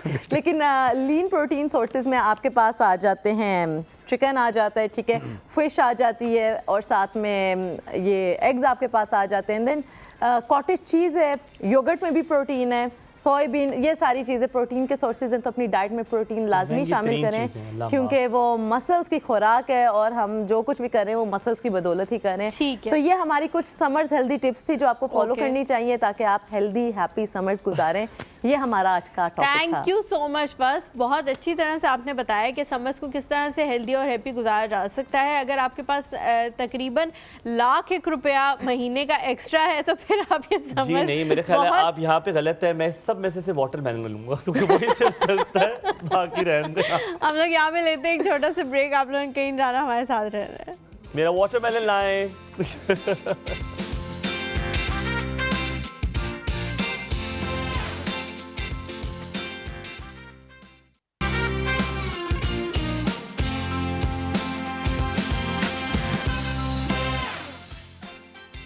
जी welcome welcome welcome welcome back. और मैं जो कह रहा था वाटरमेलन मेरा ले आए, वो कुछ ऐसा नहीं होता है यहाँ पे। आपको अगर ये लग रहा है ना मैं प्रिंस हूँ इधर के, मेरे लिए वाटरमेलन जो पेश कर दिया जाएगा वो एक्चुअली मैं थोड़ा चाहता हूँ कि आप लोग जरा खुश जाएं, हंस लिया करें, कदे हंस भी लिया करो। थेरेपी है ना, हंसना भी एक थेरेपी है। हंस लिया करें, कदे कदे खुश भी हो जाया करें, सुन्नत भी है, मुस्कुराया करें, दूसरों को भी मुस्कुराने दिया करें। हम खुद तो हंसते हैं और हम मेक श्योर करते हैं कि दूसरे ना हंसें, ऐसे नहीं करना आपने। तैमूर, हंसने की बात आई, आप मुसलसल मुस्तकिल हंस रहे थे, मुस्कुरा रहे थे, खुश हो रहे थे जब खाने की बात हो रही थी। ग़िज़ा इसके लिए बहुत इंपॉर्टेंट है। इसके लिए आपकी हम सब जानना चाहेंगे डिटेल में, आपकी रिजीम क्या है, आप क्या खाते हैं, एक्सरसाइज का क्या टाइमिंग, वो डिसिप्लिन क्या है, क्योंकि स्पोर्ट्स के लिए, ज़िंदगी चलाने के लिए आप सब ये जान चुके हैं कि डिसिप्लिन बहुत ज़रूरी है। वो क्या डिसिप्लिन है? आपके सवाल में एक और सवाल शामिल कर लेते हैं कि कुछ ऐसा पहले तक जब हम आपकी पिक्चर्स देखते थे तो वेट आपका काफ़ी ज़्यादा होता था, और अब जब मैं इनको देख रही हूँ तो मुझे यकीन नहीं आया कि ये वही तैमूर है, क्योंकि आप बहुत स्लिम हुए हैं। तो इसकी भी क्या रीज़न है? कोई ख़ास गोल है जिसके लिए वेट लूज़ किया जा रहा है? सबसे पहले तो बात जो फिटनेस के हवाले से बात है और डिसिप्लिन क्योंकि कोई भी स्पोर्ट्स है या कोई भी ज़िंदगी में कोई आपका कैरियर है तो वो विदाउट डिसिप्लिन वो उस लेवल तक नहीं जा सकता जहाँ पर आप तो सबसे पहले तो डिसिप्लिन है, उसके बाद ही सारी चीज़ें जो है उसमें होती हैं। बाकी जो डाइट के हवाले से जो है मैं सुबह उठता हूँ तकरीबन अभी समर में मैं 6 बजे उठता हूँ सुबह। उसके बाद मैं नमाज वगैरह पढ़ के फिर मैं एक छोटा सा मील लेता हूँ। उसके बाद मैं करता हूँ ट्रेनिंग, ठीक है। वापस आता हूँ, फिर मैं अपना ब्रेकफास्ट करता हूँ। ब्रेकफास्ट अब मेरा इस तरह कैलकुलेशन ऐसी मैंने कोई नहीं की कभी कि मैं कितना प्रोटीन ले रहा हूँ कितना, लेकिन मेरा हेल्दी ब्रेकफास्ट होता है काफ़ी। सेम यही हाल है। हाँ, सुबह ब्रेकफास्ट, लंच, डिनर, ये मैं दिन में तकरीबन 4 से 5 मील लेता हूँ, लेकिन सारे मेरे हेल्दी मील्स होते हैं उसमें। मैंने कभी ऐसे में कोई नहीं करता कि अच्छा मैं अभी इतने ग्राम कार्बोहाइड्रेट ले रहा हूँ, ये इतना, क्योंकि मतलब मुझे पता होता है मशीन लेके नहीं फिरते कि उसमें चेक कर लूँ मैं, लेकिन हेल्दी खाना खाते हैं। ये भी किया है मैंने, लेकिन उसके बाद मैंने कहा ये तो मुझे बहुत मुश्किल है। ये सारा जो हम जो अक्सर देखते हैं, ये जो इंटरनेशनल जो अक्सर जो इंस्टाग्राम के स्टार जो बॉडी बिल्डिंग और वो सारे अपने साथ मशीन लेके वो, तो ये भी मैंने ट्राई किया है। तो फिर साथ में जल्दी से बताने से पहले हलीमा आपसे एक मजेदार से सवाल पूछें, चीट डे में आपका क्या दिल करता है खाने का? चीट डे में मेरा वैसे दिल करता है, मतलब ऑफ कोर्स मेरा जो है ये सारी चीज़ें खाने का दिल करता है जो, लेकिन मैं कंट्रोल करता हूँ। क्या खाने का? बर्गर? चीट डे में कुछ खाते भी हैं या चीट डे ऐसे ही निकल जाता है? नहीं खाता हूँ, लेकिन मेरा यह है कि बस चीट डे पे मैं अपनी अम्मी को कहता हूँ कि मेरे लिए पुलाव बनाए, ठीक है, हलवा बनाए, ठीक है, उस दिन मैं खाता हूँ। लेकिन मुझे पता है कि मैंने अभी जो आगे मेरे जो 6 दिन है उसमें मैं अपने आप को मैनेज कर लूँगा, ठीक है। तो उसके बाद फिर मैं मुझे एक दिन। हाँ अच्छा तैमूर, बॉक्सिंग को या इस तरह की कोई भी एक्स्ट्रा करिकुलर एक्टिविटी जो होती है ना, उसको लोग हॉबी की तरह देखते हैं, और जब आपसे बात करते हैं तो कहते हैं अच्छा बॉक्सिंग तो करते हो, वैसे क्या करते हो? ये बहुत कॉमन सवाल है जो हम लोगों जैसे लोगों को भी सुनना पड़ता है कि आप ये तो करते हैं लेकिन असल में आप क्या करते हैं। तो बॉक्सिंग को लोग अभी तक हॉबी की तरह समझ रहे हैं, क्यों? क्या वजह है? इसको सीरियस कब लेना शुरू होंगे और इसको एक करियर की तरह कब समझना शुरू होंगे? या इसकी ये रीज़न है कि क्योंकि बॉक्सर्स को उतना फेम नहीं मिलता या उतनी पजीराई नहीं मिलती जितना वो इनपुट कर रहे होते हैं इसमें, इसलिए लोग समझते हैं कि अच्छा ये तो एम ही है, बस ठीक है, थोड़ी देर के लिए किया और फिर घर जाके कोई और काम करना शुरू कर दिया। देखें, सबसे पहली बात तो ये है कि कोई भी स्पोर्ट्स है जिसमें पैसा लगा हुआ है तो फिर वो हॉबी नहीं है, वो फिर एक कैरियर है, ठीक है। अब जिस तरह पाकिस्तान में क्रिकेट है, तो क्रिकेट अब हर बच्चा जो है, हर वो जब वो स्कूल में होता है या घर में होता है, वो कहते हैं मैंने बड़ा होकर क्रिकेटर बनना है। क्यों? क्योंकि उनको पैसा नज़र आ रहा होता है, उनके वालिदैन ने उनको दिखाया था कि ऐसे क्रिकेट में आपका ये लाइफ स्टाइल होगा, ये देखें अगर आप एक स्टार बनते हैं। जबकि बॉक्सिंग में क्रिकेट से बहुत ज़्यादा पैसा है, ठीक है, मतलब अगर आप इसको एक कैरियर लेते हैं तो। लेकिन यहाँ पाकिस्तान में ऐसा सिस्टम है कि पाकिस्तान में क्रिकेट पे जो, मतलब मेरे ख्याल में जो इन्वेस्टमेंट क्रिकेट पे की जा रही है, मैं क्रिकेट के अगेंस्ट नहीं हूँ, लेकिन मैं कहता हूँ कि जितना अभी उस दिन मैंने इनाम भट्ट जो है रेसलर है उनका मैंने स्टेटस देखा, तो कहते कि इंडिया का जो रेसलिंग बजट है वो करोड़ों रुपए में है और पाकिस्तान का जो रेसलिंग बजट है वो 15 लाख रुपए है। तो 15 लाख से आप कितने ओलंपियंस आप मेडल आप उसमें करेंगे, कितने कॉमनवेल्थ? अभी देखें जिस तरह अभी बात हुई कि स्पोर्ट्स के हवाले से कि इंडिया ने इस बार सेकंड के थर्ड पोजीशन ली है इसमें कॉमनवेल्थ गेम में, और पाकिस्तान ने सिर्फ दो ली। तो मतलब छोटे छोटे से मुल्क होते हैं, ठीक है, मतलब लाखों में उनकी आबादी होती है, 80 लाख 90। ये उज़्बेकिस्तान आप देख लें, काज़ाकिस्तान, उनकी करोड़ों में आबादी उस तरह नहीं है, मतलब जिस तरह पाकिस्तान की आबादी है। लेकिन ओलंपिक्स में वो रेसलिंग में मेडल ले रहे हैं, बॉक्सिंग में ले रहे हैं, डिफरेंट स्पोर्ट्स में वो मेडल्स ले रहे हैं, गोल्ड ओलंपिक में गोल्ड मेडल। हमारे पाकिस्तान 22-24 करोड़ की आबादी सिर्फ 2 कॉमनवेल्थ गेम, वहाँ जाने का तो टिकट भी 15 लाख में नहीं आता होगा जितना हमारा पूरा बॉक्सिंग का बजट है। ये देखें, अब मतलब 24 करोड़ हमारी आबादी है और उसमें से हम 2 कॉमनवेल्थ गेम में गोल्ड मेडल लिए और हम उस पर खुश हो रहे हैं, जो कि खुश होना चाहिए, मैं ये नहीं कह रहा, लेकिन it has to be enhance, उसको बढ़ना चाहिए। तैमूर, आपकी इसी बात को मैं साथ में सपोर्ट करूँ कि देखिए हम एक डेवलपिंग कंट्री हैं, यकीनन गवर्नमेंट के लिए जिस डिफिकल्ट इन्फ्लेशन से सब गुजर रहे हैं, पूरी दुनिया गुजर रही है, नॉट जस्ट अस, मुश्किल होता है। लेकिन जो मैंने आइडिया सोचा, जो बहुत सारे लोग ये एक ओपिनियन देते हैं कि ये भी हो सकता है कि गवर्नमेंट कुछ प्राइवेट कंपनीज को एलोकेट कर दें कि इन स्पोर्ट्स को आप स्पॉन्सर कर दें, तो यकीनन वो प्राइवेट कंपनीज जो हैं वो सपोर्ट करेंगी इन कंपनीज को, अगर गवर्नमेंट उनकी तरफ से कर दी। अगर गवर्नमेंट नहीं ले सकती रिस्पॉन्सिबिलिटी तो कोई ऐसी पॉलिसी बना दी जाए कि ये प्राइवेट कंपनीज इनको स्पॉन्सर करे, तो उससे एक तो एडवर्टाइजमेंट भी हो जाएगी उस कंपनी की, साथ में इनको भी फायदा हो जाएगा। साथ में ये भी एक तो बताएं क्या ये तजवीज़ दुरुस्त है, अगर नहीं है तो आप क्या तजवीज़ देते हैं? और दूसरा कोई ऐसा मैकेनिज्म है, इतना टैलेंट है, कोई टैलेंट हंट होता है क्या बॉक्सिंग के लिए कि आए टैलेंट हंट करते, किस इलाके में कौन सा है? क्योंकि हो सकता है कितने बड़े बड़े स्टार, जैसे आप स्टार बने, इस तरह अगर हम ढूंढ ले तो हमारे तो कितने सितारे कॉमनवेल्थ जीत कर आ सकते हैं। दोनों सवालों के जवाब दीजिएगा। मैन भाई, सबसे पहले जो आपने बात की, बड़ी ज़बरदस्त बात की कि जो प्राइवेट सेक्टर्स है। अच्छा, मेरी उज़्बेकिस्तान की जो है मतलब उनकी टीम से मेरी मुलाकात हुई, तो मैंने कहा आप लोग को क्या सिस्टम है, मतलब आप लोग इतने छोटा सा मुल्क है आपका, और आप मतलब आप ओलंपिक में मेडल लेते हैं, एशियन गेम के चैंपियन आप होते हैं। अभी जो एशियन गेम्स आ रही है उसमें देख लेना उज़्बेकिस्तान फर्स्ट या सेकंड पोजीशन लेगा, तो हर चीज़ में आपका क्यों। तो मैंने कहा आपका मुल्क का, तो मैं देख रहा हूँ कि आपकी करेंसी भी तो काफ़ी उडी वैल्यू है, आप मतलब उज़्बेकिस्तान। तो वो कहते हैं कि हमारा जो है जो प्राइवेट जो सेक्टर्स हैं, जो गवर्नमेंट ने एक रूल किया हुआ है कि जो प्राइवेट सेक्टर जो है हमारे एथलीट को स्पॉन्सर करे, हमारे जो कौमी एथलीट हैं। तो मतलब किसी प्राइवेट सेक्टर ने जो है बॉक्सिंग को किया हुआ है, किसी ने रेसलिंग को किया हुआ है, तो उसके बदले में गवर्नमेंट उनको टैक्स और ये सारी चीज़ें उन पे कंसेशन देती है उन पे। और दूसरा, वो लोग अपनी एडवर्टाइजमेंट भी कर रहे होते हैं, क्योंकि जो प्लेयर को स्पॉन्सर कर रहे होते हैं वो एडवर्टाइजमेंट और टैक्स में भी उनका जो है वो कंसेशन मिलता है। तो उससे दोनों का फायदा हुआ, प्लेयर का भी फायदा हो गया, कंपनी का भी फायदा हो गया, मुल्क का भी फायदा हो गया। तो ये तजवीज़ बिल्कुल ठीक है, ये होना चाहिए, ये बिल्कुल होना चाहिए। और पाकिस्तान में तो मैं कहता हूँ इतनी बड़ी बड़ी कंपनीज हैं, मतलब उज़्बेकिस्तान के मुकाबले में, तो यहाँ पर तो अगर ये करें तो यकीन माने, मैं आपके सामने एक एशियन चैंपियन बैठा हूँ, तो मैं कहता हूँ आने वाले साल में अगर इस थोड़ा सा इतने एशियन चैंपियन, इतने वर्ल्ड चैंपियन बनेंगे। लेकिन तैमूर, बहुत सारे लोगों को आइडिया ही नहीं है कि इस तरफ भी हमने आना है। अगर हम एक बॉक्सर की टी शर्ट देखेंगे ना, तो उस पर एक भी नहीं नाम लिखा हुआ होगा कि हाँ जी इन्होंने स्पॉन्सर किया हुआ है। कंपैरेटिवली अगर हम एक क्रिकेटर की टी शर्ट देखेंगे ना, तो उस पर यहाँ भी लिखा हुआ है, यहाँ भी लिखा हुआ है, क्योंकि जगह ही नहीं रह गई, स्पॉन्सर्स इतने ज़्यादा हैं। उन कंपनीज़ को भी ये थोड़ा सा समझने की ज़रूरत है, या अगर हमारी जो गवर्नमेंट है वो सिर्फ यही कह दे कि सिर्फ एक स्पोर्ट के ऊपर नहीं, इसको तो हम भी सपोर्ट कर रहे हैं, आपने और स्पोर्ट्स की तरफ जाना है।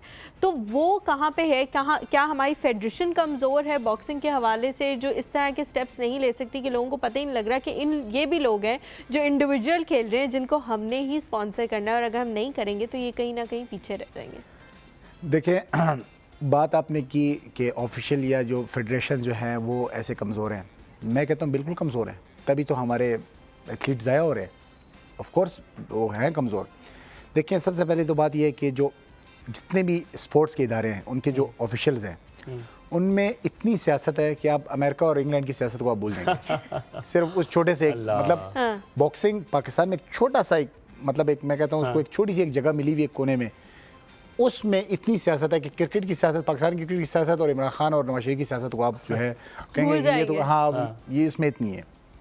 तो वो इतनी सियासत की वजह से, उनकी वजह से क्या होता है, प्लेयर्स ज़ाया हो रहे होते हैं। वो अपनी मफाद और अपने उसके लिए वो प्लेयर्स का नहीं सोच रहे कि हमने प्लेयर को क्या करना है, हमने आने वाले उसमें एशियन गेम्स हो रही है, अभी हमने उसमें कितने मेडल, उनका ये कोई टारगेट नहीं है। उनका चाहिए कोई टारगेट हो। सॉरी वक्त कम है, मैं आपकी बात काट रहा हूँ, पर तैमूर मैं आपको चाहूँगा कि साथ आप ये बताएं और वादा करके जाएं। वो वादा ये कि एशियन जीत लिया, फिर यूरोपियन टाइटल होता है, अफ्रीकन टाइटल होता है, फिर वो होता है वर्ल्ड चैंपियनशिप। क्या इरादे हैं तैमूर के वो लाने के लिए? इंशाल्लाह अभी मेरी फाइट हो रही थी अमेरिका में, ठीक है, अमेरिकन टाइटल के लिए नहीं, OPBF oriental Pacific boxing title की मेरी फाइट हो रही थी, जो कि वर्ल्ड टाइटल के बाद दूसरा बड़ा टाइटल। तो क्योंकि फ़ाइट थी 17 जून में, तो वो वीज़े की वजह से मेरा जो है मतलब क्योंकि उसमें कम से कम P1 वीज़े पे कम से कम 2-3 महीने लगते हैं। तो अभी मेरी फ़ाइट इंशाल्लाह जुलाई में उसी ओपोनेंट के साथ होगी जापान में। तो उस टाइटल के बाद इंशाल्लाह मेरा जो नेक्स्ट टारगेट है कि WBC अभी कॉन्टिनेंटल, तो नेक्स्ट मेरा तो यहाँ पे हमारे तीसरा भी होगा इंशाल्लाह तीसरा भी होगा। और उसके बाद जो मेरा टारगेट है क्योंकि WBC वर्ल्ड हैवीवेट चैंपियन, तो हम ये प्लेट उठा देंगे यहाँ से फिर बहुत सारी जब फिर हो सकता है कोई और एक्स्ट्रा टेबल भी रखने पड़ जाए इंशाल्लाह। ऑल द वेरी बेस्ट कहते हैं तैमूर आपको, ऑल द बेस्ट हमारी टीम की तरफ से। और इंशाल्लाह जब आप ये टाइटल्स जीत के आएंगे तो हम दोबारा आपको यहाँ बुलाएंगे और दोबारा आपका इसी तरह से इंटरव्यू करेंगे और उस एक्सपीरियंस के बारे में बात करेंगे जो आप जीतेंगे। बिल्कुल हलीमा, मैं चाहूँगा कि हम साथ में कहें कि तैमूर खान, अलूमी करीम, अहमद मुश्तबा, ये सारे हमारे ऐसे स्टार्स हैं कि सिर्फ अब क्रिकेटर स्टार्स को जानते हैं, इन स्टार्स को जरा गूगल कीजिएगा, जानिएगा ये कितना कुछ कर रहे हैं और इनकी कामयाबियां और इनकी कामयाबियां क्या है। तो हम इन सबको और की जानिब से हैट्स ऑफ कहते हैं and congratulations for what you are doing for the country. आप जो कर रहे हैं मुल्क के लिए, हमें आप पे बहुत बेहतरीन कर रहे हैं। हमें दीजिए जी इजाज़त, इंशाल्लाह आप लोगों से मुलाकात होगी कल। आप लोगों ने हमें अपनी दुआओं में याद रखना है, अपने वालिदैन का बहुत ज़्यादा ख्याल रखना है। अल्लाह हाफ़िज़। अल्लाह हाफ़िज़।